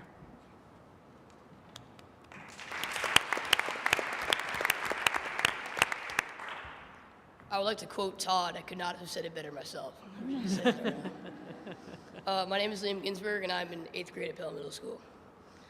The Ambassador Program, established by Pelham Middle School, is an incredibly important program that we have going. Ms. Sabia and Mr. Llewellyn chose about 10 to 12 students as a collection from each grade to represent their class. The program meets about once every couple of months to discuss ways to make the middle school a better place. We get called in during our lunch period with pizza graciously brought in by Ms. Sabia and discuss how we can help. The main thing I feel that is important as an ambassador myself is being a role model in the school, treating others like we would want ourselves treated, acting kindly, inclusive, and fair. Bringing competent, accepting, and welcoming behavior to the school is the expectation for those ambassador students, and spreading that behavior through the school is the goal in mind. It is truly an amazing chance to make it a more inclusive, equitable, and more overall comfortable school for every student. Like the Ambassador Program, the Cultural Competence Committee, or the CCC, is also extremely important for the Pelham Schools District. There are many kids in every school, elementary, middle, and high schools that are being mistreated. Whether it's sexual or gender identity, their race, or their religion, these are students all around Pelham that feel hurt, and they also feel like they are lost with no one to help. These students are just like every other student, the same age, the same wants and needs for love and enjoyment and quality of life. But they don't get equality, they don't get their voice heard, and they don't get included. The CCC, however, offers a path, a bridge to a better future and inclusive space for all students in the Pelham schools. Working with Natalie and Kathleen from NYU during our meetings, parents, teachers, administrators, board members, as well as Anderson and I are learning how to make our schools better. We use study resources like texts and videos and databases. We break off into subcommittees and separate groups to divide and conquer our goals. One example of the pure efficiency and effectiveness of the CCC was with my subcommittee, the Student Equity Leader Empowerment Group. Our idea was to designate a room or space to openly invite students in at any time to discuss respectfully and in turn about their feelings and what is going on in the schools. This idea will become active hopefully this fall and will just be one step toward making our schools comfortable for everyone. The point is, something so inclusive and so supportive as that proposition would never have happened one for the CCC. We come together once a month to figure out how we can make a change in students' lives for the better. And if we don't keep doing things like the Ambassador Program and the CCC, things will only get worse for the students. Thank you.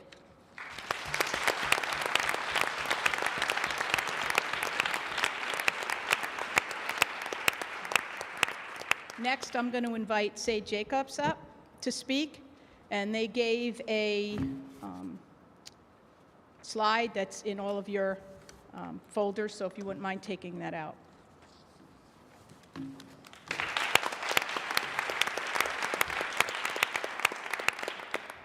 Hi, my name is Say Jacobs. My pronouns are they, them, and I'm in 8th grade. I am the president of the middle school GSA, and I'm going to discuss what the school has done for LGBTQ+ students. So, sorry if this feels a little bit rushed. I'm trying to compress about 3 years of experience into a minute and a half, so sorry about that. I'm going to discuss a few things that are in school and a few things that are out of school, just globally, on why this is important. I have, in school and out of school, heard transphobic and homophobic slurs way too many times, and it's really not okay. And it's also important because I need to walk down 3 flights of stairs to go to the bathroom, whereas my cis peers only have to walk around the hallway. And also in the language curriculum, we don't learn the neutral pronouns that are actually being used in those countries. We don't learn about LGBT historical figures in social studies. And in health class, I never see anybody like me being represented. And I go through all of these things on a daily basis, and I'm considered one of the luckiest people. Did you know that according to a 2015 study, 59% of trans people avoid using public restrooms, and 31% either don't eat or don't drink because they want to avoid using public restrooms. Many people don't even know what the difference between gender and sex is, so that's why I've provided the infographic that I made, and I hope that helps. And also, the life expectancy for a Black trans woman in the United States of America is 30 to 35 years old, because racism and transphobia and a lack of proper health care, it is 30 to 35 years old. So now you may be wondering, what is this school doing to help? Well, during just my time here, we have created 2 gender-neutral bathrooms that the students are allowed to use. We have created the GSA, which I am honored to be the president of. And we have brought in GLSEN to talk to the teachers about raising awareness for LGBTQ+ issues. And we've also created the rainbow message board over there, so if you didn't see it when you were walking in, feel free to look at it when you're going out. What we have done here so far is absolutely amazing, and it is crucial to continue on this path to create a school that is equitable and safe and accepting. Thank you very much.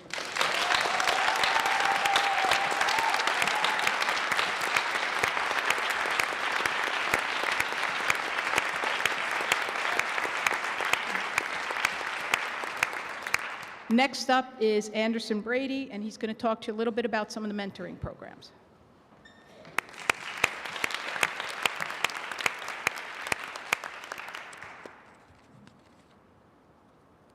Hi, my name is Anderson Brady. I'm in 8th grade, and I've been in the Pelham district for 2.5 years now, and if you would have gone up to me 2.5 years ago and told me that I would come so far and be a part of all these committees and be able to share a voice with such amazing people standing behind me, I would have said you were crazy. I'm truly grateful for this school, and I'm truly grateful for all these committees, the GSA Club, the CCC Committee, the SWAT Committee, and the ACE Club. They all have given me the tools and the knowledge to tell to the younger students and the students that come after them. I apologize, I am really nervous right now. Okay.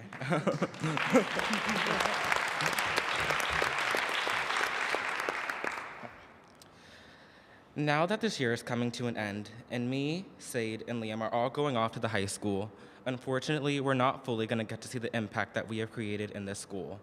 But now with this mentoring program that's coming into our middle school and high school, that'll only bring us closer as a school and will only create better bonds with the students and the POC students and the gay and the trans students, all students really. And for that, I say thank you.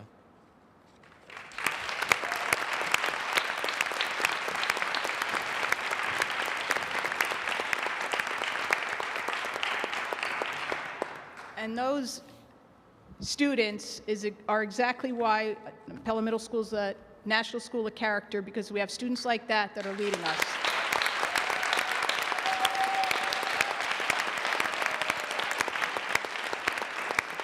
I'm getting all choked up because I'm so proud of them. I could probably just end right here, but I'm just going to briefly touch on some of the long-term goals.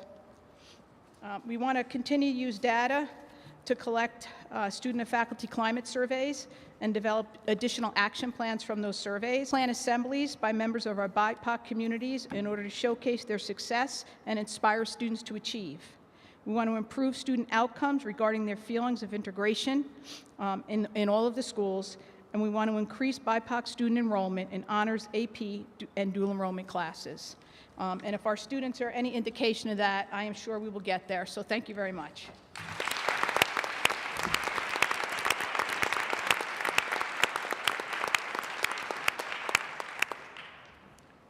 Okay, thank you so much.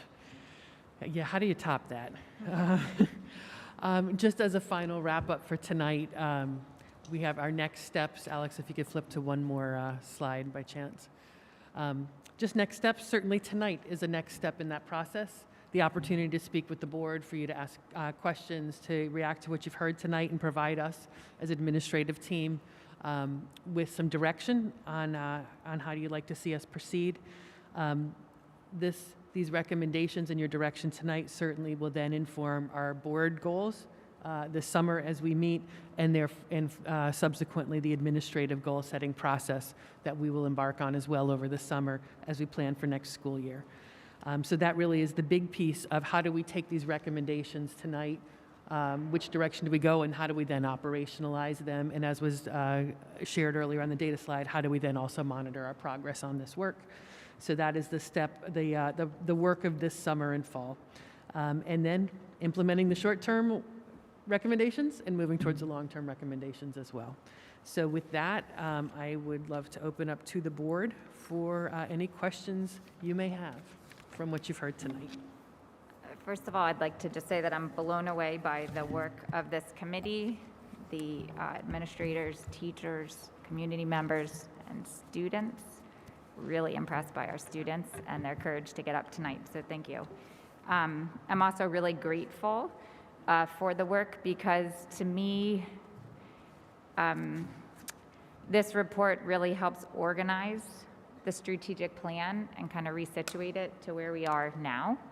As I've mentioned a few times, we've gotten the ball rolling. We had all these wonderful work sessions and the pandemic happened. And while the work didn't stop, it certainly felt like a lot of the wind was taken out of our sails. And this just sort of formalizes for me where we are at this moment in time. There are certain key lines that jumped out of the presentation at me: creating equitable opportunities that help our children, all of our children, thrive. Developing students' abilities to connect across lines of difference, I think, is really important.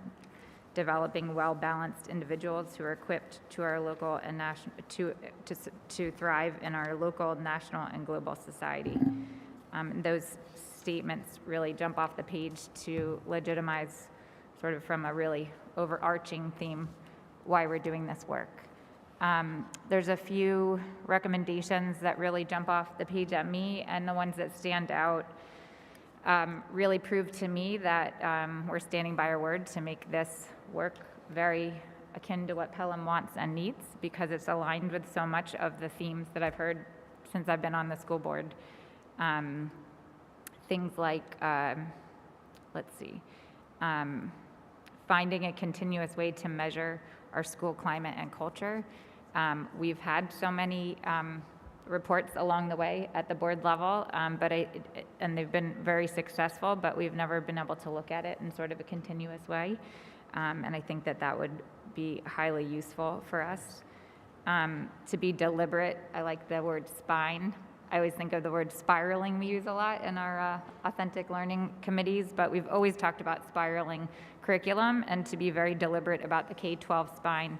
My mind quickly goes to the system that we have in place here, and anytime we talk about a particular topic, my brain quickly goes to how is this going to now be impacted at the elementary and the high school level. So I'm pleased to see that we're thinking about this from a systemic perspective, meaning K through 12. I love the idea of turnkey training for our teachers. I know we've had great success with our PLCs on that front, and a lot of our training is in-house, and I do feel that this work, if it's made if it's grown from the inside, will stand by our word that we are committing to something that's best for Pelham and its teachers and its students. I also like the idea of the Director of Diversity, Equity, Inclusion, and Wellness, and the fact that we'll take some time to think about how that type of position could thrive in our schools. And the idea that sometimes when you bring outside consultants in, it feels like there's an outsider coming in talking about very sensitive issues. So the notion that we would have somebody who would be part of our staff, who would really get to know our teachers and could be an ally to our teachers and our students is appealing to me. So I could go on and on. My brain's all over the place with connections, but I just wanted to throw a few things out. Turn it over to you guys for now.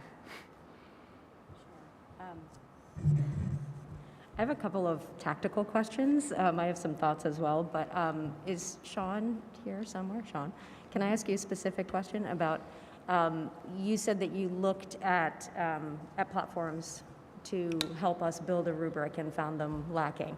So curious kind of what the major concerns were, what the shortcomings were.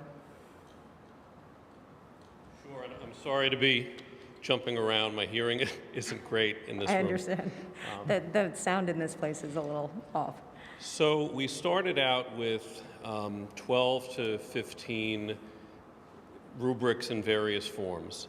And we actually didn't have to do all of the research work ourselves because, as you saw from Dr. Champ's slide, looking at curriculum and discussing ways of looking at curriculum were really part of previous cultural competence groups. And in terms of any deficiencies, I think that to categorize, one that came up is a lot of these were not really specifically about curriculum. They were more about institutional change. So 90% of the rubric really had nothing to do with curriculum, so it was outside of the purview. And the amount that did would be a very small slice of what we would really need to have teachers thoughtfully look at the curriculum in their subjects. And then in some other areas, there was just the feeling that it didn't necessarily fit our needs as a district. And it's hard to be more specific than that. I could, No, that's helpful. I was wondering if it was more kind of structural or if it was, that it wasn't reflective of our community, and therefore we felt the need for a customized rubric. Exactly what you just said. The other piece too is I feel like as a subcommittee of cultural competence, I think we had a little bit too much power there that we were uncomfortable with. So for us to actually select a tool, and then we're not going to be the ones to implement that. So for you and district administration to not have a voice in that, and for the teachers themselves who are going to be doing the work to not have a voice, we really felt was too much power for us to have. So believe me, if we had found something that out of the box we said very confidently, this is perfect for us, and again, I've been a curriculum leader in the district, so I know how the process works. We would have jumped on it. It just wasn't there. And I think that there is something nice about something that is homegrown. I've been in the district long enough to feel that we are a very unique place with an understanding of our community's needs and our students' needs. And while it's now adding a whole extra batch of work for another committee and may, as a result, certainly delay some of that curricular review, I think it's very important that this is not something that's jumped into hastily anyway. And if the teachers, for example, were given a tool that they don't agree with, that they don't like, they're not going to want to apply it, the work's not going to get done. I mean, they're just going to say, yep, what we do right now is fine. There's no need to, adapt anything, which is what we don't want. Yeah, I think that's a really important point. So thank you for clarifying that really what we're working towards is getting the whole community involved in this conversation, our faculty as well. Curriculum is huge. It's, it's what we do every day. Exactly. I have another question for you as well. So I'm also intrigued by the Director of DEI and Wellness and the possibility of that. So when you looked into that position, what did you look at other districts? If so, what did you find in other districts? Is this a position that is becoming more common? What have you seen? So this is a position that is starting to become more common. If you notice in the recommendation, and I can't off the top of my head remember the language that we used, but it was basically that the first step was sort of defining what this position was going to be. Before we just jumped into let's advertise and hire someone, whether it's a stipended position within the district or it's someone who we bring on or et cetera, or it's a set of responsibilities on an existing administrator. So I think that's something else that would need to be very thoughtful so that we know what we're looking for. And I would say that some districts might be jumping into let's hire somebody and figure out what they do later. And I don't think that that's ever particularly a constructive use of time and funds. So I think that next year could be the chance for, all of you to kind of have some discussions about what that position would entail, what your needs are. We did feel very strongly, though, that without a captain at the helm of this particular ship, it's not really sustainable. You know, I think in some ways it's really wonderful, as Dr. Champ presented, that, you know, this work has been going on for the entire period of time that I've been in the district, and I've been able to be involved with it. You know, on the other hand, there is a frustration that, you know, boy, after all this time, can't we move further along?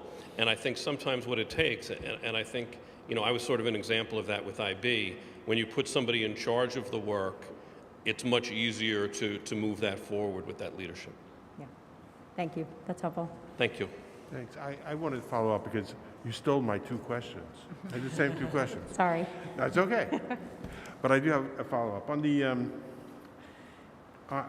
the rubrics you were referring to, so these rubrics are just another filter for evaluating curriculum. Am I conceiving that right?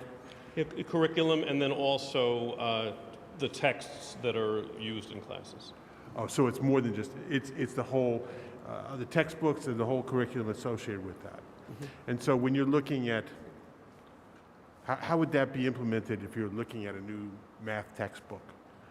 Well, you know, I think math is an area where you'd probably go through the process a little bit more quickly. Yeah. Not my area of expertise, I'm sure, and I'm not going to put anybody in the room on the spot, so I'm not going to name any names. But if you took somebody who was an expert in that, yeah, why am I asking you this question? I certainly think that there is work that you could be done in a math curriculum or math textbook. But I think that there's 2 parts. One would be, if you're going to have a rubric, how are you scaling it? So it could be, for example, you know, a point scale of, you know, from 1 to 10 or 1 to 5. You know, it could be something like in, you know, HEDI, where it's, you know, right now you're highly effective, developing, you know, et cetera. It's a process of deciding what we value as a district in terms of cultural competence.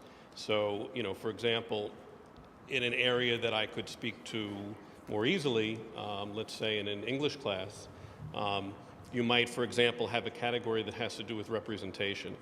So in the fiction that students encounter, are they seeing characters who both reflect themselves and characters that give them windows into other people's experiences? And then in the way that those characters are portrayed, are they being portrayed as fully fleshed out, you know, human beings, or are they being portrayed in stereotypical ways, for example? And, you know, this is a situation where you could have, you know, a short story or a novel that maybe students are feeling less comfortable with, or faculty's feeling less comfortable with, because of the fact that, you know, the representation either isn't there or isn't accurate. Thanks. Thanks for that concrete example. No problem. Thanks, everyone. Actually, hold on a second. I just want to piggyback on that point, too, regarding the curriculum. Obviously, there's a tremendous amount of information that we've heard this evening, and the summer will be an interesting summer for us in terms of just absorbing it all and taking it all in. The curriculum, though, is very, very important in that, you know, we can't lose sight of parts of our curriculum that we can't throw away, but rather just enhance. And to your perfect example, the English example is one that, you know, I've heard people say to me that, you know, history is going to go away, that we're going to change the history books because we're not going to read certain textbooks or read certain books anymore because of history. And I am a big believer that it is from history that we learn from our mistakes and we move forward. And that part is important to me. In addition to that, I want to circle back to Dr. Champ with your point earlier on the critical race theory, where you said that has no place in our curriculum. And I'm very appreciative that you've said that. And I would just encourage you to say that again and again, because this plan is our plan, this is Pelham's plan, and with the help of our administration and our teachers, we can get this done. So, thank you, Vinny, for that. I want to thank everyone for the work that they've done on the report and this presentation. I know, like everyone else who has said this work has been going on in our district for a very long time. And I'm grateful that it is coming together now so that everybody in the community can hear about it. I wanted to address the elephant in the room here head on, which is some comments that have been floating around the community about this work being divisive or coming from some sort of a political agenda. I think when we heard the students speak today about how they feel in school and how all they want is to be safe and to feel heard, I think that we can all, as adults, agree that this is not political and that they are not seeking any divisions. They are seeking for us to come together. So I wanted to go back for a minute to slide number 2 and have Dr. Champ just briefly discuss why we are doing this work.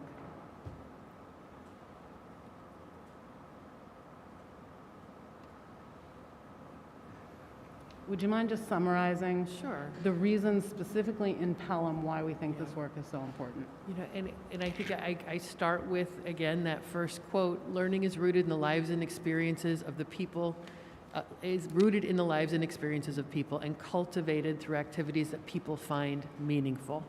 Teaching is not rooted in students' lives, students learning and suffer. So that is somewhere hearing from our students' voices, that is what has to anchor our work, their academic work, as well as their social emotional development and mental health. So for us, again, hearing the voices that we've heard, certainly I can speak from my own experience from coming into the district 4 years ago, but also knowing that there was work that predated me. Those student voices are continuing to share with us their lived experiences and the things that they need themselves to feel comfortable in our schools, as well as their peers that they see who walk these same halls. So it's about our students, about hearing their voices and creating a meaningful environment and meaningful learning experiences so they can truly learn and excel and reach that level of excellence, the inspiring standard of excellence that we want for all of our students. Trying to think of something up there that I haven't captured. And it's also to address what you discussed a little bit further down about some disparities that exist in the data. Yeah, you know, and that's something I think all districts should, and most do, take the time to take a look at their data, and that is both which students are accessing particular programs, and are they accessing it at rates similar to the enrollment of the school? And also then looking at student achievement outcomes. Students' demographics should not predetermine their academic outcomes. Every student should come to our schools with an equal opportunity to be successful, and certainly we have an obligation to provide resources and supports that they may need, because students do need different things. That's where the equity piece of this comes, is providing what students need to access their education and to be successful and to really to drive towards those personal outcomes and goals that they have for themselves. Thank you. This has been a lot, and like Vinny, I'm hopeful that we have some time over the summer to reflect and think about all of the information that's been shared tonight. So thank you. Thanks. I wanted to also just add on to what you were talking about just now, that I think it's so important for all of us to be open to the idea that two things can be true at once. And Justine Domenico says that all the time, so I'm quoting her. That just because you are a person of color doesn't mean you have necessarily experienced racism. And just because you are white doesn't mean you haven't experienced some kind of marginalization at different points in your life. And just the fact that it exists in this world, and we have clear examples of how it exists in this town. To Vinny's point, we have to learn from what we know. We can't just ignore it. So just because you are a certain type of a person doesn't mean it affects you in the same way as it does somebody else. But we all need to honor and respect the experiences that other people have had. And to me, that's so important in making students feel safe. Yeah, and I think it's worth reiterating and that this work is not always easy and the conversations are not always easy. But as someone who went through the Pelham schools myself, as a graduate of Pelham High School, I'm really, really proud of this school system and all that we've accomplished. I'm also really proud of how far we've come in many ways.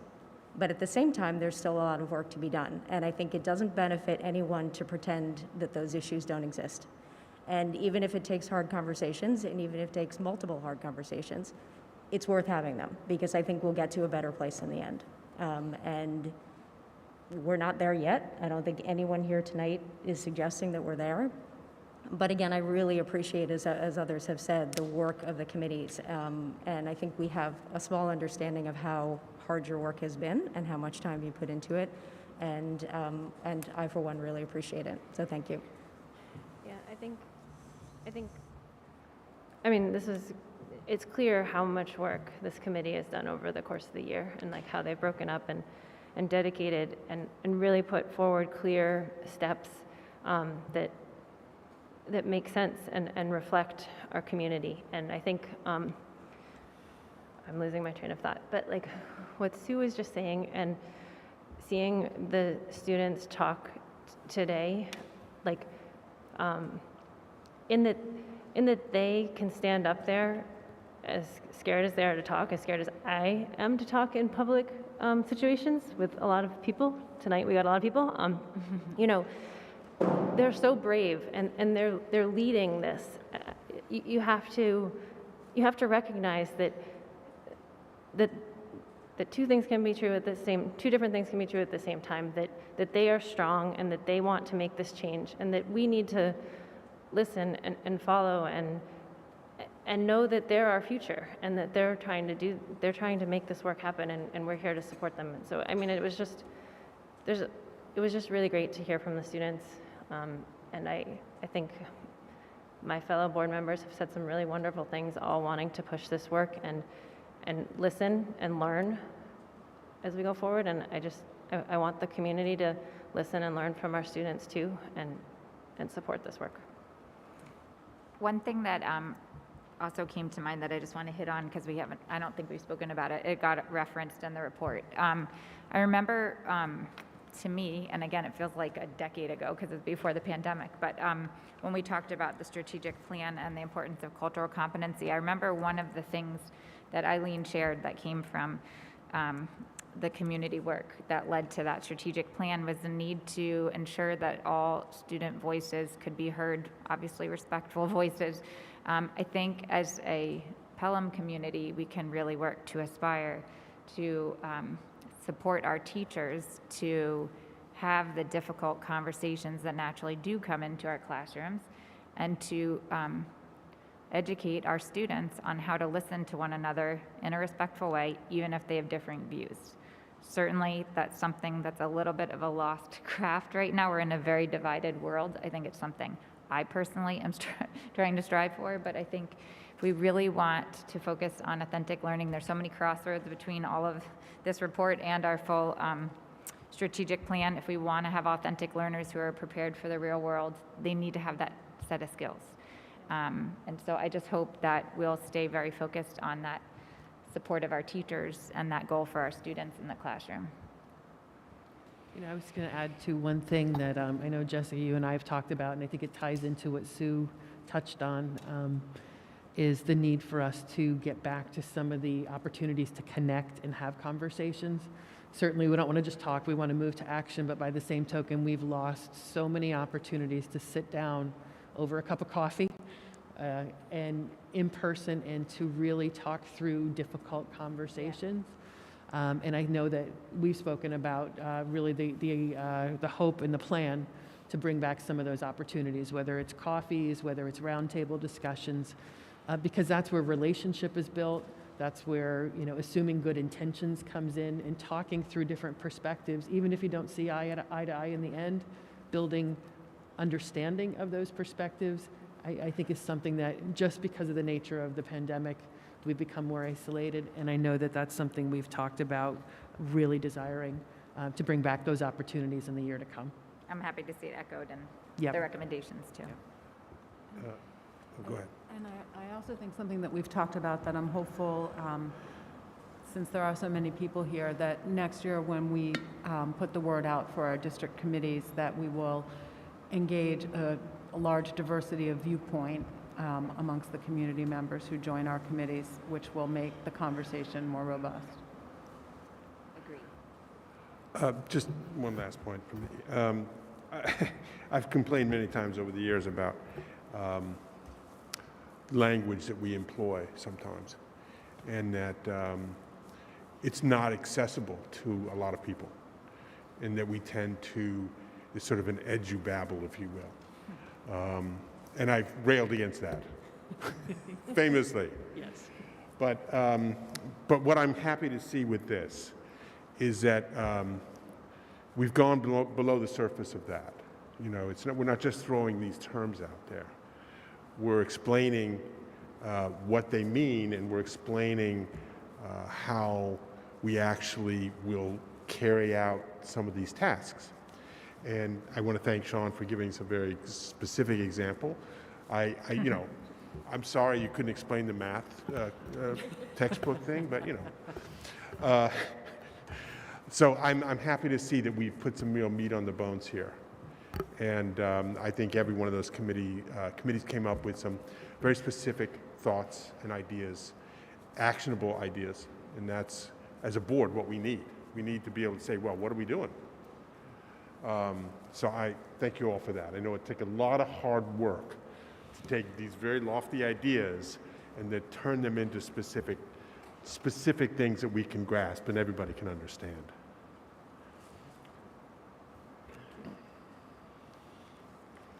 Okay. Any other questions? I mean, just so much to digest. So I agree with what Vinny said. At the same time, we've received all these reports on this topic. I just feel like there's more time to digest and respond. But this was. So I just want to thank the administrators for being here tonight. Thank you for all the work that went into this and leading each group. And in the same way that the nurses had a long day and have early starts, I know you do as well. So thank you so much for being here. I definitely want you guys to feel free to go on home, because we need you back here bright and early tomorrow. But thank you for your incredible work. Truly incredible.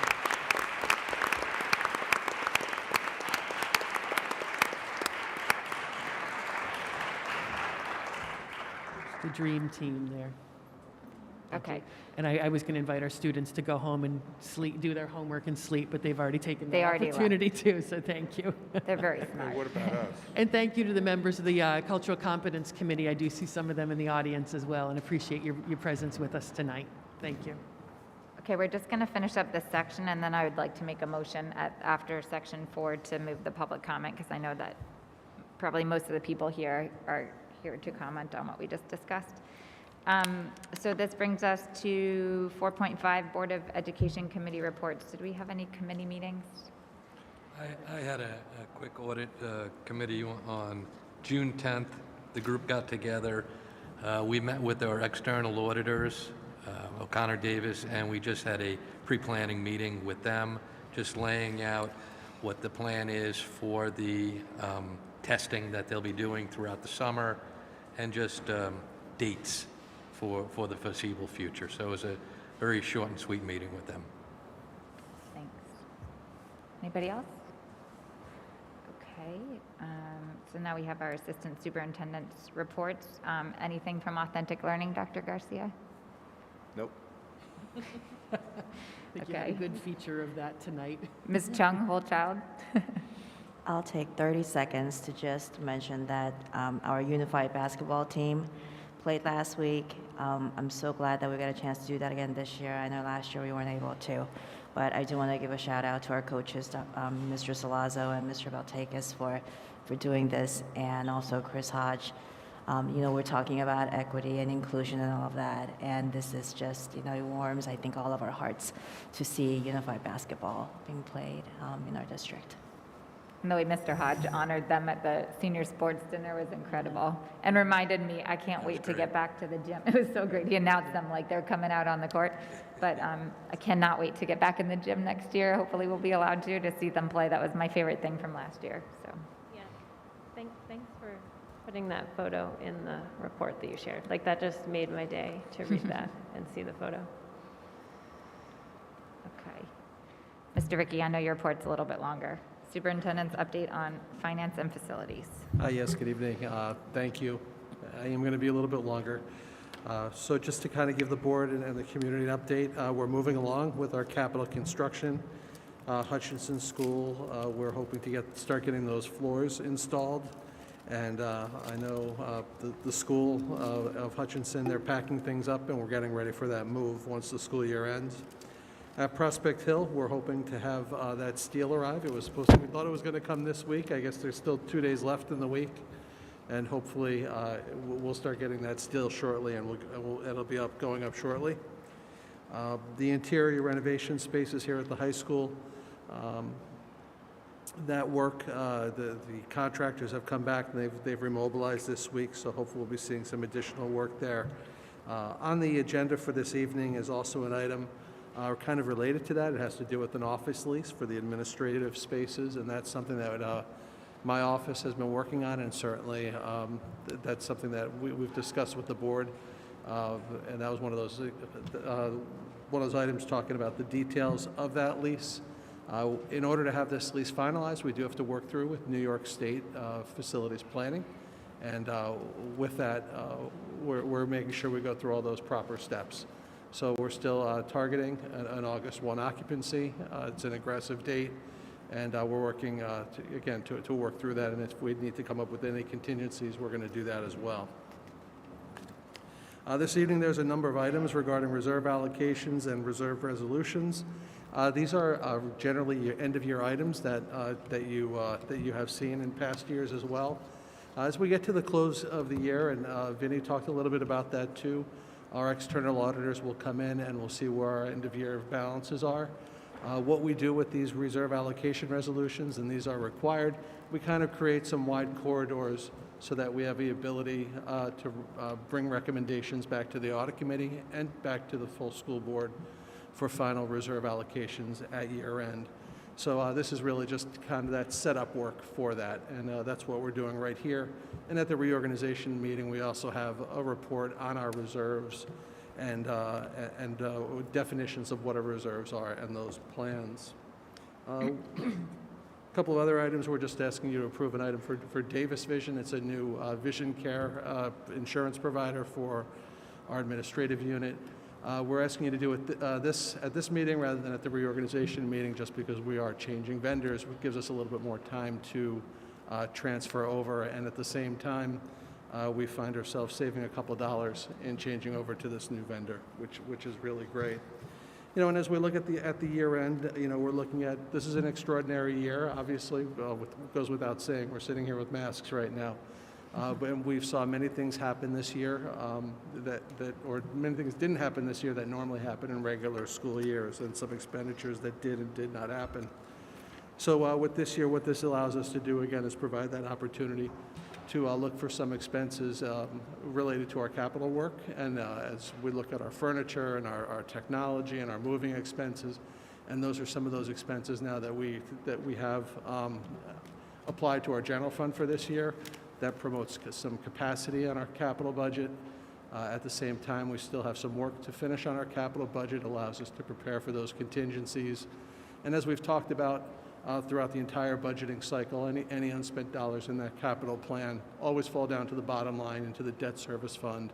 And that was a really important lever for the budget, for the board to use for budget completion and for lowering that tax rate this year. So again, those are kind of where we are planning for year end, and again, that's how we're setting us up for closing out the year. So thank you. Thank you. Before I take a motion to move public comment up, You guys have had your phones out probably more readily than I have, but I heard that Kate Douglas got second. I'm not sure she signed the infamous, what is it, a drum they all sign when they finalize the team. She'll find out if she gets to go to the Olympics, but go Kate. It's pretty awesome. 200 IM. More events to come this week, I think. Okay, so now I'd like to take a motion to move public comment up in the agenda. Do I have a motion? So moved. Thanks, Leah. Give the second to Eileen. Any questions or comments? All in favor? Aye. Any opposed? Any abstentions? Okay, so if you'd like to speak, I've said it before, but please state your name and your Pelham mailing address. We have a large crowd. I don't know how many people would like to speak, but it would be helpful if you, just for the courtesy of everybody here, to keep your comments brief if possible.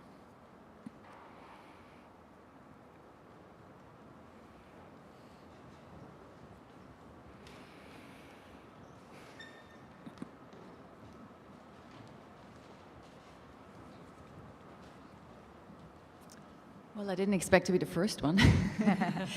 I think I have to introduce myself. My name is Alex Löwy. I live at 513 3rd Avenue in Pelham, and I am the co-president of the Hutchinson PTA.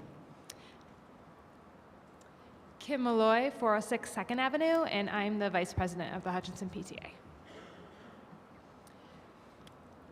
This is a statement that I'd like to read in the name of the board of the Hutchinson PTA. Statement of the DEI policy support. After reviewing the draft of Dr. Champ and the Cultural Competence Committee's Diversity, Equity, and Inclusion Policy, we, on behalf of the Hutchinson Elementary PTA Board, want to emphasize our full support. While Hutchinson Elementary is known in the community for our diversity, there is much more that needs to be done at all the school level to support that diversity. We need the resources and the curricula that promote equity and inclusion. We need staff cultural training. We need recruit and retain staff that reflects our students. We need to ensure a safe space for all of our students and all of the other important points highlighted in this policy. We want to thank the district for putting together this important policy and committing to taking the necessary steps to create a more equitable and inclusive community. The Hutchinson PTA is here to support you in this endeavor. Thank you. Hina Chain, co-president, signed by Hina Chain, co-president, Alex Löwy, co-president, Kim Malloy, vice president, Ashlyn O'Callaghan, treasurer, Kristen Valen, recording secretary, and Deandra D'Amico, corresponding secretary.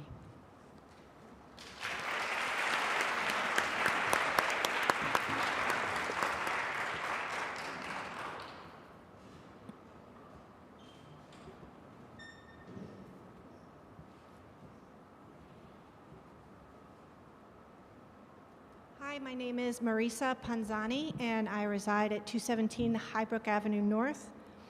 I'm speaking on behalf of the Colonial Diversity Committee with our statement of the DEI policy support. We are here tonight as members of Colonial Elementary's Diversity Committee to express support and gratitude for the district's unwavering commitment to diversity, equity, and inclusion in our schools. We recognize there is work that needs to be done as it relates to equity and inclusion within our schools, and our collective goal is simple. Every child and family in our school community, regardless of race, gender, religion, language, sexual orientation, ethnicity, nationality, socioeconomic status, ability, or age, should feel seen, heard, and empowered. The road to reach this goal is long, and the urgency for progress cannot be overstated. We hope that the district and the Board of Ed recognizes this urgency and continues to prioritize this work accordingly. We are in full support of the Board of Ed's adoption of the DEI policy under consideration tonight. Last week, the Colonial PTA voted to add a new position to its executive team, the Vice President of Diversity, Equity, and Inclusion. We support this type of position being implemented across the district, including the recommendation of the Cultural Competency Committee made tonight to appoint a director of DEI at the district level. It is our hope that the district will partner with the communities like ours, the PTAC and the PTAs, to ensure consistent, equitable advocacy, enrichment, and program development within each school. We believe that together we can accomplish far more than any of us could accomplish independently. Thank you.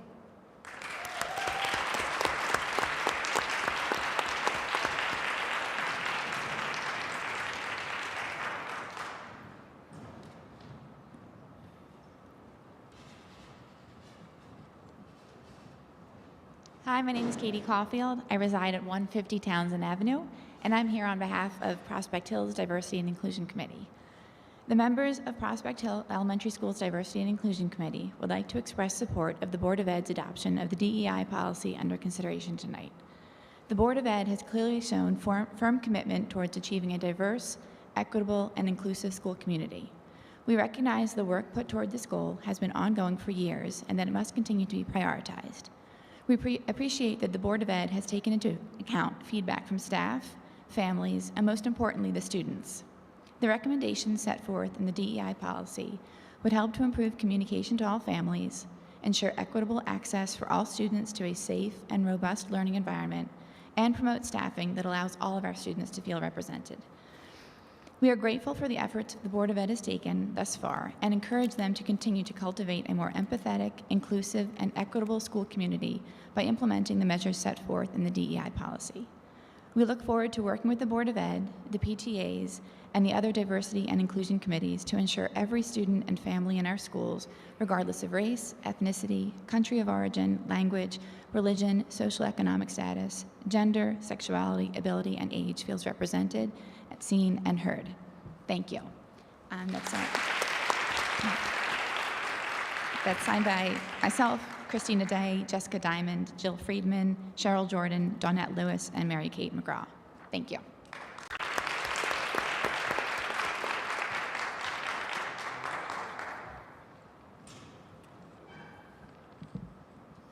Hi, my name is Laura Caruso. I reside at 15 Chestnut Avenue. I'm Executive Director of Pelham Together. I first want to thank everyone here for steering this ship in the most impossible year ever imaginable. My family and I are deeply grateful to all of you. As Director of Pelham Together, I see my work first and foremost is about connection, establishing connections for our young people, because connection is what keeps all of us healthy. In that work, I have seen the profound impact that connection can have on a young person, and unfortunately, the profound impact that disconnection can have on a young person. And that disconnection is tragic. I'm here to tell you that there are students in this community, and you've heard already, but I'm just reiterating and corroborating. There are students in this community who feel deeply disconnected. They feel as if they do not belong. And they are across gender, ethnicity, grade, and neighborhood. And we cannot, as the adults responsible for their well-being, let those students suffer. There are things as a community and as a school that we can do to ease this suffering, and we have an obligation to listen to them, to engage them in the conversation, and to make it better for them. And the DEI policy that's in front of us tonight is a critical step in making sure that happens. Thank you.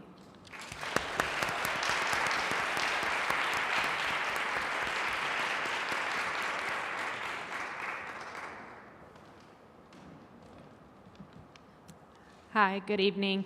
My name is Josie Carboni, and I reside at 217 Highbrook Avenue North. I've been an educator in New York City for the last 25 years, first as a teacher, then as a principal, and currently as a superintendent. And I'm so thankful for the work that you guys have done for our community. But tonight I'm here to talk to you as a parent of a child in this district. The quality of Pelham schools is a defining trait of our town. Families move to Pelham and stay here because of our wonderful schools. As parents, we all want our kids to have the resources and skills they need to grow, succeed, and thrive. We are thrilled that our kids are finally back together in the classroom because we know that the quality of learning is better when students are together with their teachers and their peers. This has been a difficult and unprecedented year for all of us. We can all agree that our teachers have the skills they need to get our kids back on track. They're well-trained and well-positioned to respond to the needs of students and provide a strong academic focus, because this is what Pelham schools have always excelled at. Our schools, however, teach our kids more than facts and figures. They also teach them how to interact with others with recognition and respect. After a year of isolation, inconsistency, and confusion, our kids are not only making up for lost time in the classroom, but also in social relationships with peers.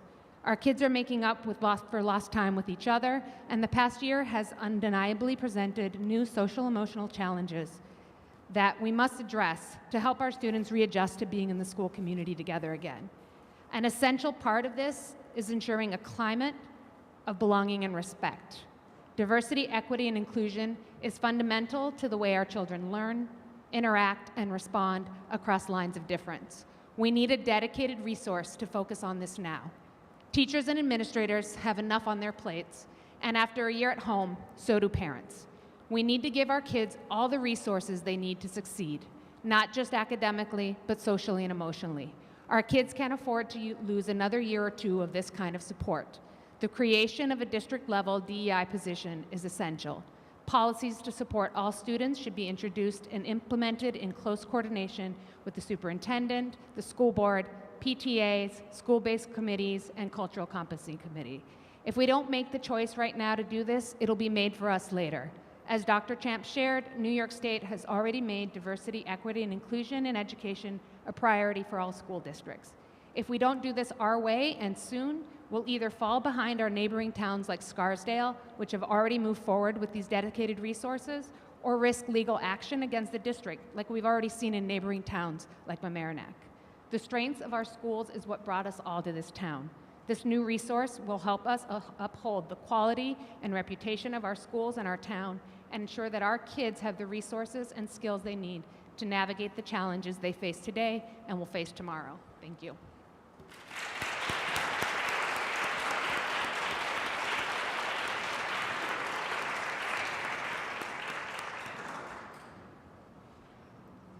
Good evening. I'm Melissa Labonte. I live at 19 Garden Road here in Pelham Manor. I'm very grateful to the CCC and the district for your efforts in developing this visionary DEI policy for our Pelham schools. It has enormous upside potential to further distinguish us among our peers and our district as a thought leader in this area, and to deliver on our mission of inspiring a standard of student-centered, inclusive academic excellence. The mask comes off. It will also help ensure that all students are well prepared to enter into an increasingly complex and diverse world with skills that few of us were able to acquire through our own elementary and secondary education. And luckily, our past does not have to be their future. It is on this future-oriented value that I want to focus my brief remarks. As a higher ed faculty member with nearly 20 years of experience teaching and mentoring thousands of students, I support this policy because it is the right investment for our children now and for their future well-being, happiness, and self-defined success. For a good part of my career, I taught students from educational systems that focused mainly on high-stakes teaching and merit that was assessed mainly through test scores, and it made for many challenges. Students had profound difficulty in connecting across lines of difference, recognizing themselves as stewards of social change, and learning to be critically conscious thinkers who could leverage difference as an asset in their own learning and knowledge building. But about 5 years ago, I noticed a marked change in many of my students.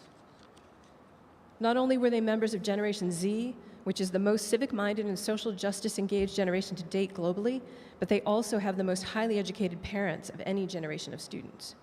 I also began to realize that with each new incoming class of students, their cultural competencies have grown. Their attitudes toward difference and its value in learning are an inspiration to me as a teacher. This change didn't happen by accident. It resulted from a convergence of many factors, including a turn within secondary education to elevate DEI, as we're about to do here in this town, but also a sea change in the philosophy of college admissions, with more and more institutions adopting a holistic approach to evaluating the millions of applications that they receive each year.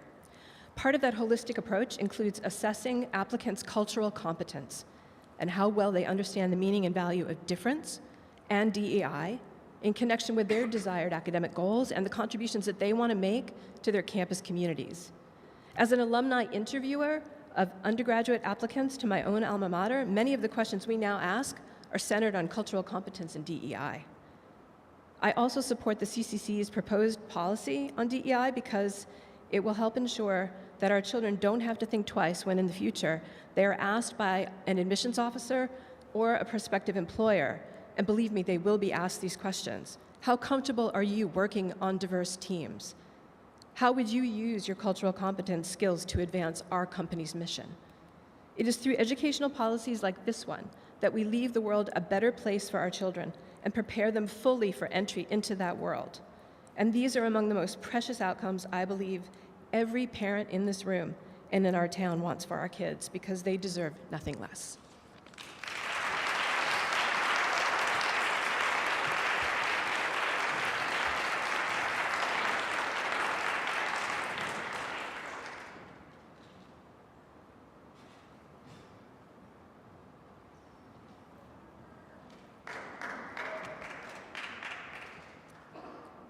Hello, I'm Jennifer Rohr. My pronouns are she, her.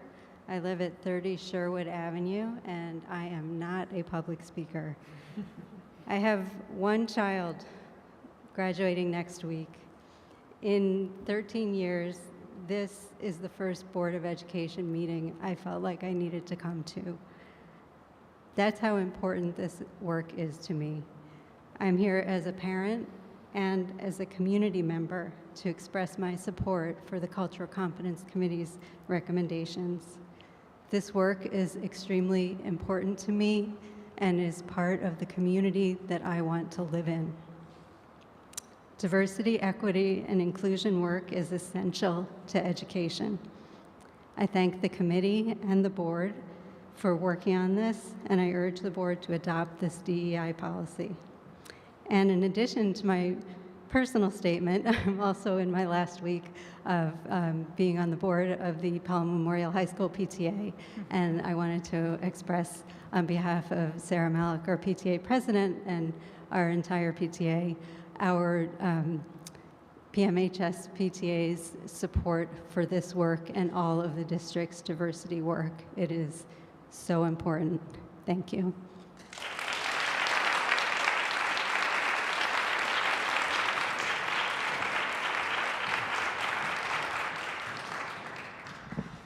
Good evening. My name is Chris Caruso, also known as Laura's husband. I live at 15 Chestnut Avenue in Pelham, and it's an honor to be here with you tonight. I too want to express my gratitude for the work that you've all done this year and express my support for both the cultural competency recommendations and the DEI proposal. Specifically, I'm excited to see the representation of a director for DEI and the 5th grade plan. I think both of those will go a tremendous way to making sure that all of our students feel seen and feel a sense of belonging. I also just want to say that I think it's appropriate and symbolic that we're having this conversation this week as Pelham gets ready to celebrate Juneteenth on this coming Saturday, and I appreciate the acknowledgement of the importance of remembering all of our history when we teach our students this year. Please, I urge the board to continue to be bold, to stand by your convictions in the face of what is going to be a very difficult year. And I urge the administration to take the action that you're entitled to take through the powers invested in you as appointed members. This is essential work. I've worked in education for 25 years, and I know the power of connections, of good curriculum, of powerful teaching. That's why we are here, and I'm grateful for your support, and I'm grateful for your work, and look forward to the continued leadership that this district will show. Thank you.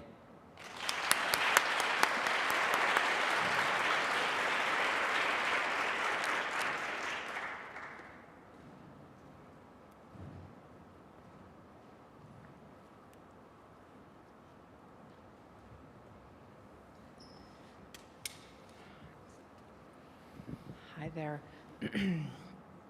First, I wanted to thank Trustees Miller, and Trustee Young. Sorry, can you state your name and I'm address sorry. for the record? First, I want to Sorry. state my name for the record. My name is Maura Curtin. I live at 29 Chestnut Avenue. I'm also known as the Caruso's neighbor. I want to thank Trustees Miller and Young for your service and dedication to this community. I know that every meeting, every email returned, every phone call, every hour spent away from your family, and in service to us, and I'm very grateful. I wanted to come tonight and lend my support to the school district and the Board of Education for commencing such a robust and carefully considered plan for diversity, equity, and inclusion. I was fortunate enough to complete the first cultural competency training given by Campbell Jones in 2019 with participants representing parents, staff, administration, and students from all backgrounds and cultures. What was present for me during that training was a deep commitment to understanding, acceptance, and transformation. The word transformation is important. Transformation isn't change or growth. Change is a response to external influences where modifying day-to-day action achieves desired results. Transformation is about modifying core beliefs and long-term behaviors, sometimes in profound ways, to achieve the desired results. I'm glad to see so many of my friends and neighbors here tonight. I hope we can all agree in a nonpartisan way that focusing on diversity, equity, and inclusion is a good place to begin. Actively listening to our neighbors and friends when they share stories of being profiled, treated differently, treated as if they don't belong here or could not be from here, creates a space for transforming the thinking and actions that have created those experiences for decades. Speaking out when we see behaviors that are racist or homophobic, not by yelling or being angry, but by simply asking, what makes you think that way? Will create an opportunity for growth and transformation that has been missing for so many of our fellow citizens. The youth here spoke tonight, and I hope we can all take their experiences and words to heart. Social media was mentioned here earlier, and I just want to say that needing to be right and making others wrong is not a solution. It creates more problems. Rather, looking at what works and what does not work is a place to begin. I hope we can continue to understand that what has worked for many of us has not worked for all of us, and this community and our world needs to work for all of us. Thank you.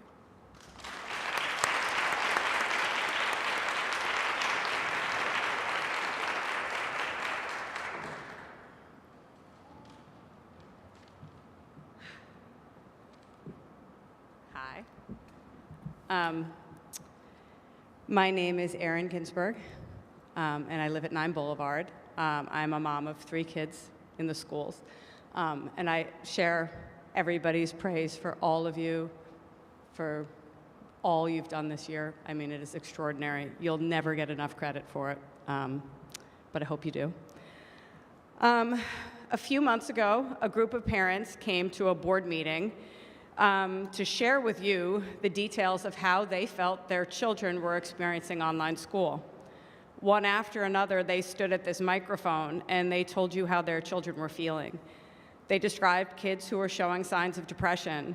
They reported symptoms of anxiety, of feeling disassociated from their peers, of feeling a decreased sense of connection.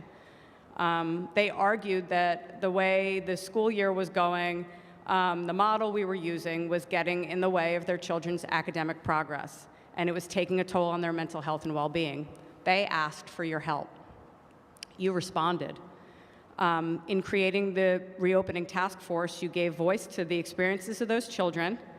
You centered the emotional and academic needs of our young people, as you always have, because you've correctly known, for as long as I've known you, that without meeting our children's emotional needs, there is no meeting their academic ones. I was on the reopening task force, and as we met these last few months, we never once doubted the experiences described by our young people. We never once doubted that their feelings had merit. We never once suggested that their thoughts and feelings should remain unheard, or that hearing those concerns and addressing them somehow lay outside the boundary of what school leaders should care about. Across the last several years, a growing number of very brave young people have spoken about their experiences in our schools and in our community, and they've told us what they need to feel safe, supported, and seen. At times, they've described walking into the bathrooms and seeing swastikas.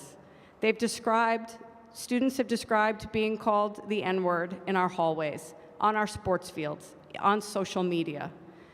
They've described acts of homophobia and transphobia. They have described feeling depressed. They have reported symptoms of anxiety, of feeling disassociated from their peers and feeling a lack of connection. They have told us over and over again that these acts have gotten in the way of their academic progress and taken a toll on their mental health and well-being. They have asked for our help and for your help. The parents who argued for a full reopening asked you to meet their children's needs. The students here tonight and many other times in the last several years who have asked for the work of cultural competence to continue are also asking you to meet their needs. As a community, we listened to the first group of parents and acted. It seems so obvious to me that we should listen to the second group, because that is actually the very definition of equity. It's listening to what people need and giving it to them. Thank you.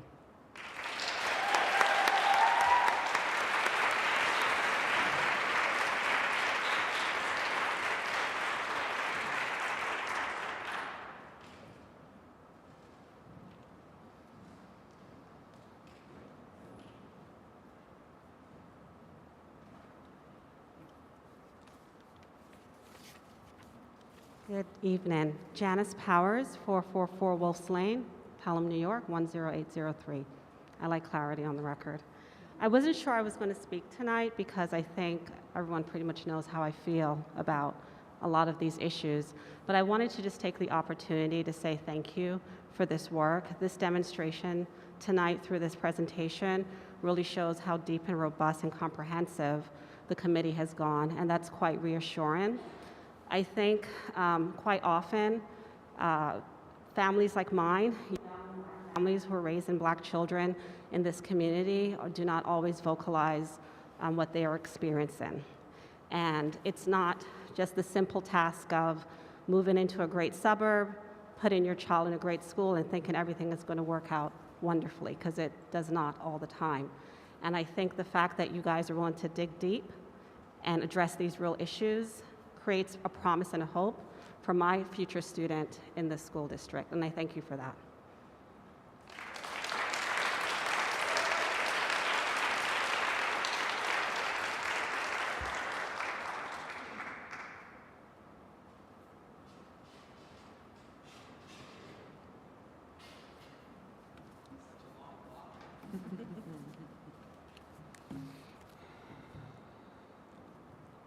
Hi. Chance Mullen, 322 First Avenue. I hope it's okay to take off my mayor's hat tonight.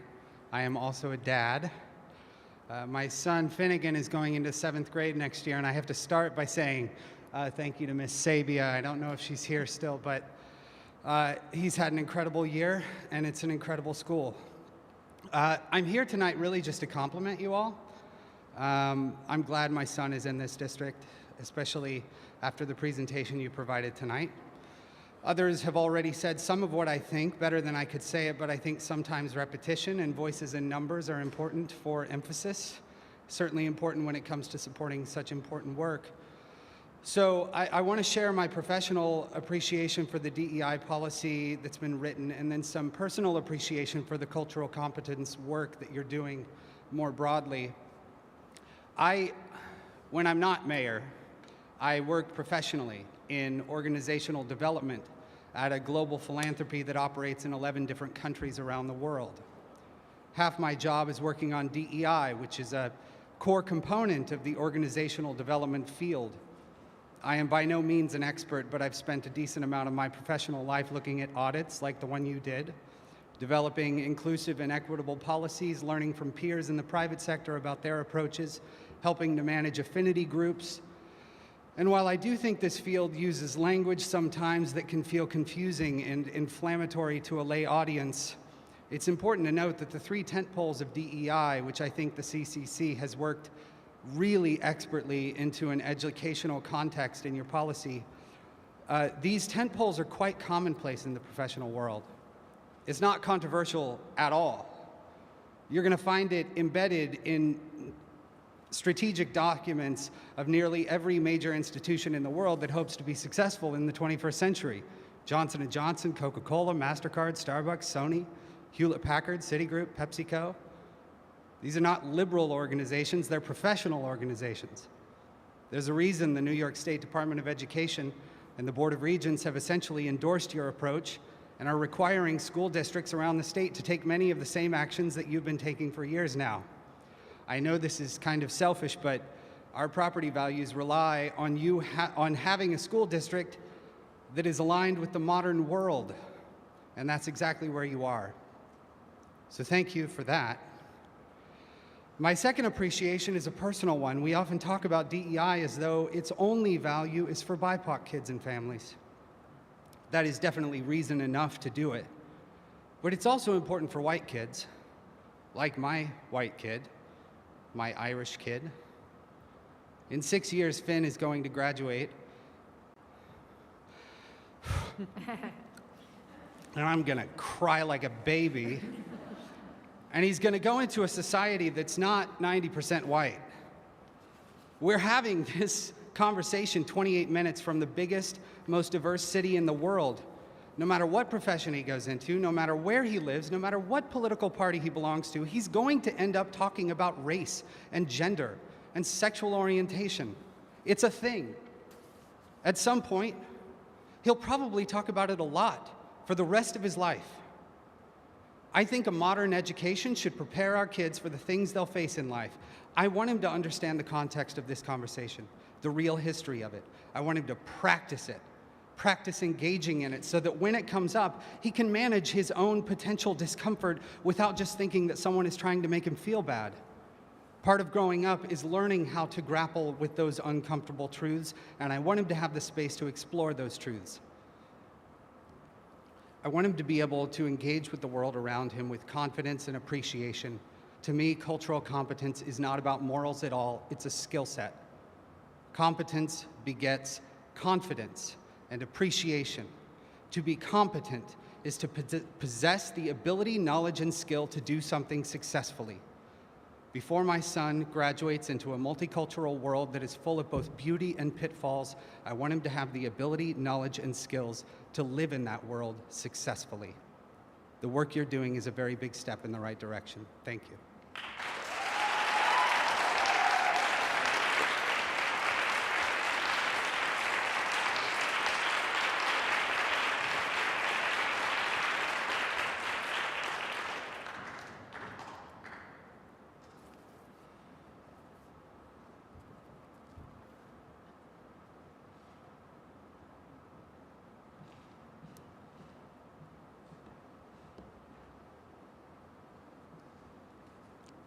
Hello.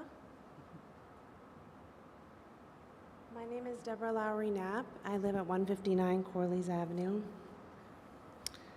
So I think we can see from the many comments here tonight, there is no question that a DEI policy is needed. Without it, we leave ourselves open to continued incidents of harassment at school and litigation over civil rights violations. Most importantly, students have a right to be safe at school. That might not mean something to every parent here or every person here who's been a student at these schools, but it means something to my child. And I'm here tonight to be a voice for my child and make sure that you all understand that safety isn't already a given for everyone here. So that is the #1 priority. Students must be safe from physical harm and from harassment. Schools have a duty to provide these things. Step 1 is to have a policy in place that aims to meet these obligations. by giving students the tools to understand how to create the community that they deserve. So I applaud the work of this committee in putting this effort forward. Second, students have a right to a free and appropriate education. That means that they be allowed to learn free of censorship. It's not our job as adults to keep information from them. It's our job to provide them with information and the tools they'll need to be successful when they leave this town and go out into the world. As a parent, I would like to see a greater sense of urgency around this process. I would like for you all to feel, as myself and as some other parents in this town feel, as if this is an emergency. I would like to see an effort to ask ourselves how we elevate the level of interactions between our students so that harassment cannot happen and that a welcoming and inclusive culture is a reality for our children. I have enjoyed watching this presentation tonight because it's been very informative. It has also made me remember, having been a parent in this district for many years, that despite so many years of a very thoughtful effort to address these issues, they continue to plague us. We need to engage a dedicated professional to guide this work. And so now I want to thank you for taking this step and to put forward the idea that we hire a DEI professional. It's time for bolder action that reflects a sense of urgency. It's time for a step that's different than the steps that have been taken for the last 10 years plus. Thank you very much for putting your whole thoughtful efforts and into this work and to taking new and bold steps.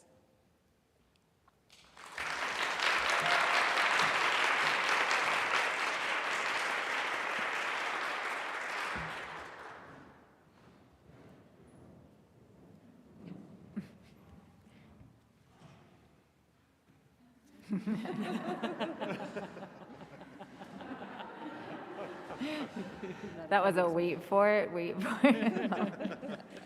I'll say something really quickly. I hate public speaking, and I will not take off my mask because I have no makeup.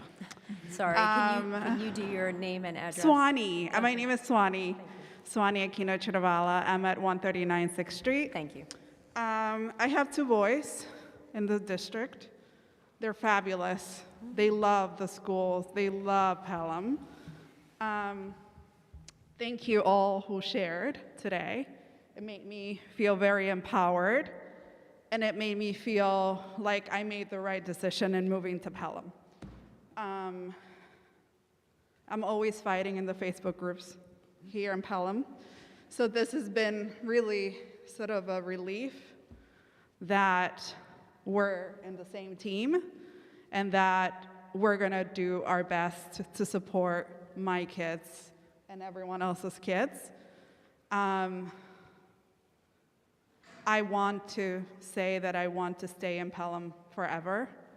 It doesn't always feel that way, but I will do my part to make sure that I am also part of the solution and that I will do my best to work with the schools and work with other parents and the community to create a healthy environment for everyone. I feel like out of everyone that spoke today, probably Chance's message resonated with me a lot about doing it for the white kids.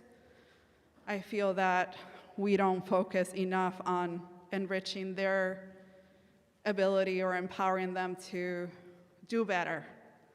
That there was a time when our forefathers didn't work well together and maybe didn't have the tools to do better, but now we know so much more and we can do it so much better. And I think we're creating a world that is better for everyone, not just for kids who look like me, but also kids who look like you.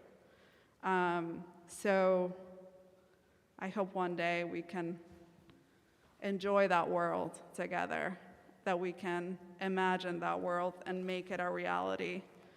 I think we're close. I think it's gonna get worse before it gets better. I think if more people hear this and more people are actively working at it, we'll get there.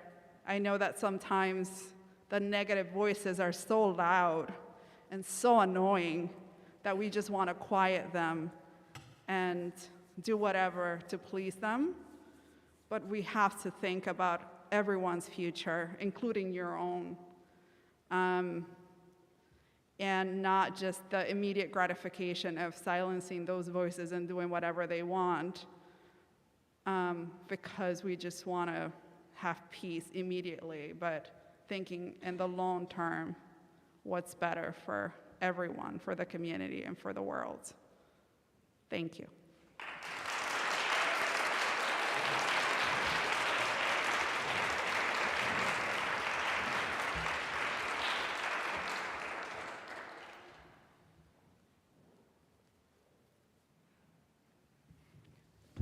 It's like, what's the appropriate amount of time to wait? Anybody else? It's like filling that uncomfortable silence when you're in a conversation. Well, I thank you all for coming out tonight, for everybody who is here to listen to the presentation and to learn, and for those who had the courage to speak up. I appreciate this. I hope it's one of many opportunities where we get to talk as a community on topics like this. We're going to carry on. I'm happy to have you stay, but if you want to go.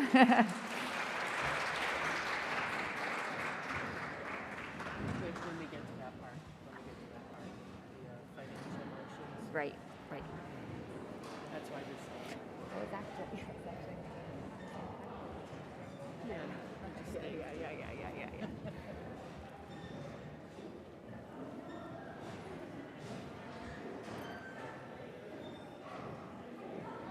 was amazing. Amazing.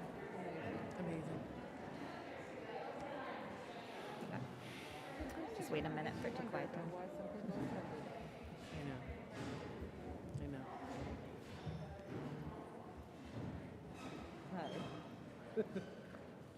Okay, this brings us to our section 5, which is financial reports and motions. I'd like to take a consent of 5.1 through 5.10. Do I have a motion? So moved. Thanks, Second. Vinny. Thanks, Sue. Are there any questions or comments?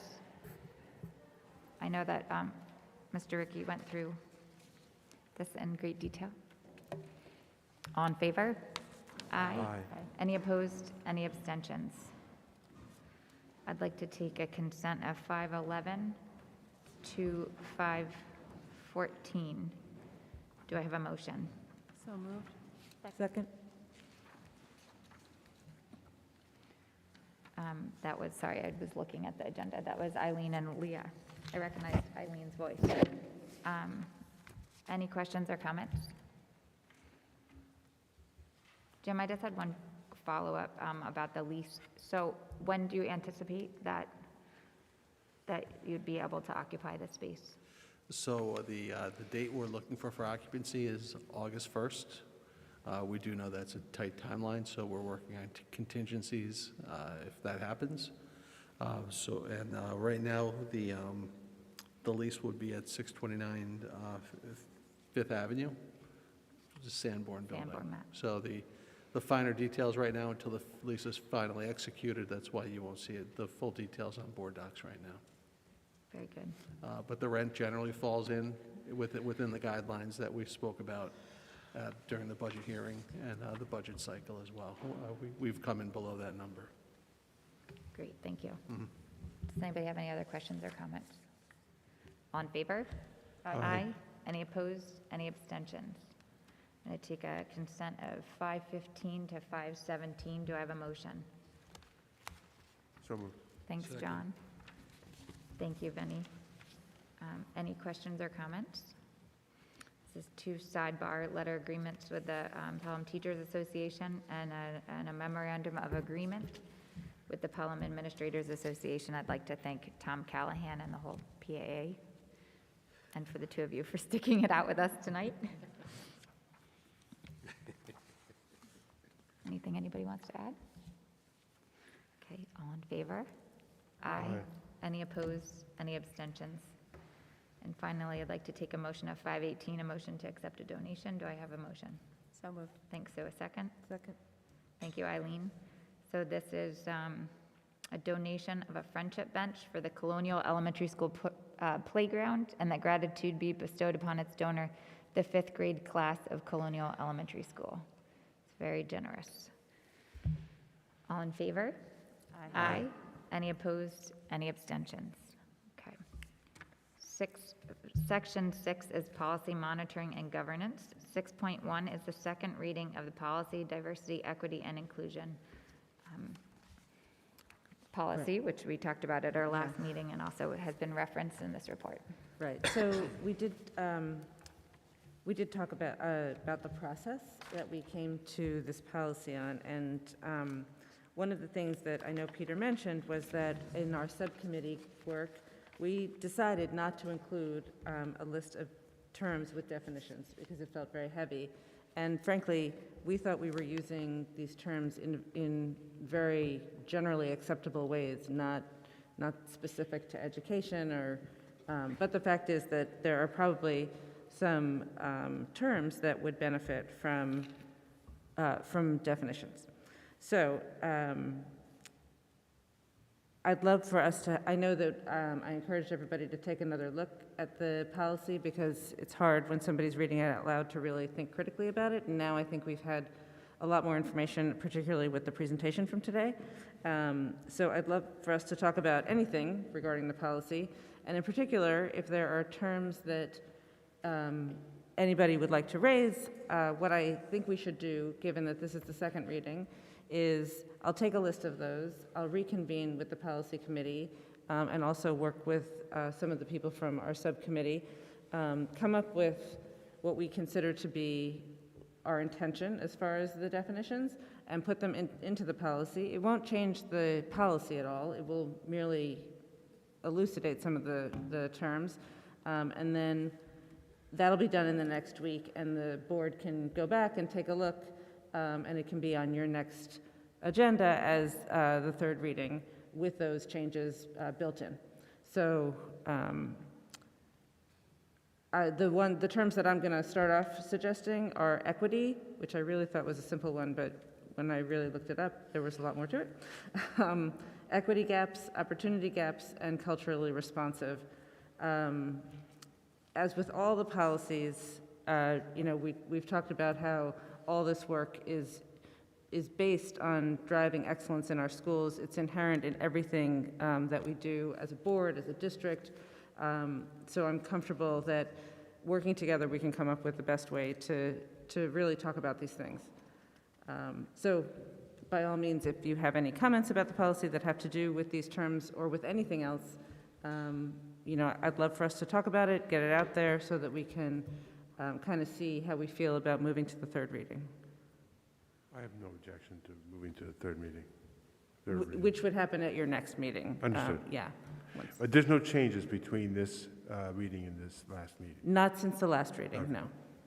So, Eileen, to the point that you made, when I read through this again, and I've seen it a bunch of times now, because we worked on it together in policy committee, when I read it in line with the CCC report, I did think that some of the terms needed to be clarified a little bit for people who might not be as familiar with the language. So I circled some terms as well, and barriers was another one that I had thought about.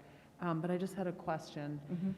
I know that Peter spoke earlier about the other policies that you looked at when you wrote this one and why you left things in and why you took them out. But I just was wondering whether you had given any thought to being more specific with examples when you wrote the policy. So that's something about policies in general, not just this one, is that they are, thank you for asking that, they're the right balance between vague and specific. So they allow us to make a statement about what is important to us as a board, and also what the general landscape is of the particular policy, with being specific enough to be fully clear to the public, but not in such a way that once life goes on and things happen that we can't possibly imagine today, that the policy allows for those things. So we don't want to be so prescriptive and so specific. So we decided we would not have examples. That's something that I think is better served in, what is it that we... I know, I'm blank on the term too. You're in the regulations, sorry, thank you. In I regulations, which are much more of a very clear day-to-day how things are going to be played out from a policy. So I would recommend, and the district owns those regulations, the board only deals with the policies, really. So I would recommend that if there are specific examples that would help to elucidate some of these terms or some of the factors in the policy, that definitely the district should take that on, but I don't think it belongs in the policy.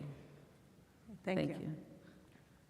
And did you also say at one point that when you looked at some of the school policies, that you also consulted with them to see how they executed the policy? Yeah, so one of the policies in particular was the White Plains policy that felt very much like what we were trying to accomplish. Obviously a very different school district, but they had a lot of the topics and the language that we felt like we wanted to include. And one of the people on our subcommittee knows a number of teachers in the White Plains School District and was able to connect with them and understand so they've already adopted their policy. They've adopted it quite some time ago, and they've been living with it. So she was able to just talk to them and take the temperature of how that policy feels, in kind of not a day-to-day, but in a more real situation. And they all said that they were very comfortable with it, that they felt like it was what it was supposed to be. It was directional, and at the same time really gave them some boundaries on what the expectations are, what's acceptable, what's not acceptable. So we felt good about that. I know you mentioned it at the last meeting, but it was a long meeting, and I think it resonated more in the context of this report. But the idea that this policy went through the subcommittee of the Cultural Competence Committee with community members, administrators, teachers involved, and then went to your policy committee for a fresh look from the policy committee perspective, that there are other policies I know that go through somewhat of a similar review process, not normally new ones, but the fact that there were so many people who contributed to this, and then so many different schools that you consulted with, and then ultimately, crafted the language to fit the needs of Pelham. Yeah, I think that's very important, because we really did start with policies that were out there and that had been adopted already. So that's, to me, kind of one level of review, although not as relevant to Pelham, but we felt good about those policies in general. Then our subcommittee, who had already been through this work with the Cultural Competence Committee since the fall, kind of started over with all these policies, and we basically kind of picked and chose what pieces we felt good about. And then it went to the policy committee, who also made changes, and that is a group made up of administrators and some board members and Dr. Champ. And again, those are the people who are living with these issues and choices every single day. So I do feel like it's a new policy, and I think sometimes those can feel a little cookie cutter because we get examples from NYSBA and other places. But I think in this case, we did a tremendous amount of due diligence to make it feel like it belonged in Pelham. Yeah, I think that Peter's presentation was helpful earlier, and I appreciate, and this goes to John, your comment about not, having the language be confusing. I appreciate the editing that you did to make the language straightforward and understandable, kind of not too lofty, but as you said, focused. So I think it was helpful, and it was good to hear him talk about that. And then, so at the end of the policy, we talk about how this will work with the other policies that we have, particularly the code of conduct. And so this will be sort of like the mothership, so to speak, to guide the next steps with the other policies that we're working through. Yes, I mean, the policy committee will go on, sadly without me, but we can't go back. There are so many policies. We can't go back and change them all wherever they need to be changed, but we can look at them through the lens of this policy. And to put a list of policies that this refers to it's just too likely we're going to miss something. So I think it's safer to say that we should just consider all of these policies this way, through this lens, because really this is very much a statement of what's important to the board and therefore with the district. It's also another argument to leave it broad without too many specific examples, because it is sort of an umbrella policy, not to use exactly an insurance pun. And also, so are there other people who feel that definitions of particular words would be helpful to add before a third reading? Yeah, I would. Vinny, are there particular words that were the ones that were mentioned? Opportunity and equity gaps, culturally responsive barriers, anything else that catches your attention? No, that's probably the lion's share of them. Okay. Educational equity. Which one? Educational equity. Did you see, I'm just curious, in some of the policies you reviewed, did you see other policies working to define these terms? Yes, there were definitely, I mean, of the policies that we looked at, I would say it was about 50-50. Some of them started off with a big section of definitions, and it just felt really heavy. Right. And what we wanted was something that people would want to read. I think that we can do a little bit of a different job with the definitions, putting them more in the text than just in one section. I've evolved, and I think that we should have those. Well, we don't want there to be confusion, so. Exactly. There's been too it much should be work. totally clear. There's been too much work put into this. Yes. To have there be any confusion. Absolutely. And to the whole report. Right. So, any other words that come to mind? So sometime We'll next do week this you in the would next, meet, I and mean, then yeah, the policy committee will have to reconvene, and then I'm sure Pauline will send it out to all of you to take a look at before the next meeting. Okay. So because it's not changing, just changing. It's not changing the definitions, policy, it's not just changing further it. explaining what we mean. Okay. Sounds good. Okay. I feel like there was one more question I had, but. And I'm guessing, not having thoroughly read the New York State Board of Regents policy statement, that some of those definitions can come. Well, from actually, that. yes, I forgot to say that, thank you, but that was a little bit of our thinking, was that in the policies or the policies in the documents that we refer to, there are definitions, but that is a little bit 2 steps instead of 1, so we'll put them in there. I know what I was going to ask. So it would be something, what's consistent in other policies? I can't think of other policies where we've added definitions, but would it be something like for the purpose of this policy? I think for the X is defined as such. Yes. I think the clearest example is equity, that if somebody looks up equity, there's a whole financial piece to it that I just don't think about as much because I'm deep in this, but I think we need to be very clear on some of those basic terms. Okay. Everybody comfortable with this plan? Okay, so we'll see this for a third reading in July. And the 6.2 is policy 74. I'm sorry, in July at the reorg meeting? No. I mean, if you follow the pattern of how we do our meetings, it would be at our next meeting. At the reorg The next meeting. meeting. We have business as well, right? Yeah, we have a lot of financial. It's a regular meeting. 6.2 is policy 7410, which is academic eligibility, a second reading. So nothing has changed with this one, and we had no intentions of making any changes.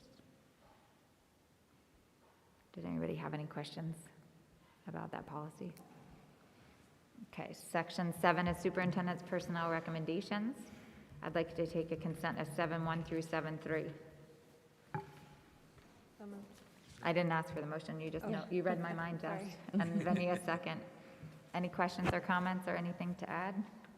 Just many of the summer positions that that people are going to be working with our students for some credit recovery, some of the summer programs for our kids. We needed to get into this board meetings because they're going to start working with children right after the 4th of July.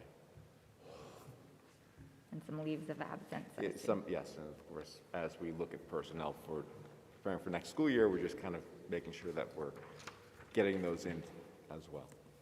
Any questions or comments? Just wanted to express sadness that our wonderful Mandarin teacher is leaving just after she was granted tenure, but people have lives and move on, so hopefully we'll find someone equally as wonderful. Yeah, that's that won't be easy. I do want to point out on the agenda, there are a couple additional psychologists on here. And I point that out because this aligns with certainly the plans that we have moving forward to help support our students better in the coming year. Again, I know I shared with the board the thought exchange information from earlier, and a significant portion of that is mental health and wellness of our students. And after our board meeting last time, we had listed in the plan just elementary, but certainly heard the concern of the board to look for secondary. So, Julie, I don't know if you just wanted to provide any background on these two folks or anything in addition to that. I just really wanted to highlight that to the board before actually making the appointment, because this would be one-year positions for two of them in particular that would relate back to use of federal funds. Sure. Both psychologists actually were interns with us this year. And because it is a one-year position, it would be difficult to have somebody with a lot of experience who will be willing to come to our district for 1 year. But we had some really awesome interns this year who just finished their program. And what I found, I think the advantage of hiring the two interns would be that they've been with us all of this year. They know our students, they know our teachers, they have the relationship with our clinicians. And so I think the transition and being able to provide the support that our kids are going to need, I think they were the perfect candidates. So we chose the two interns. But I think they'll be fully certified school psychologists in the fall, and we're really looking forward to having them work with us. So I have a question about this. So they're a one-year appointment, and that's a function of the federal money, presumably, correct? Correct.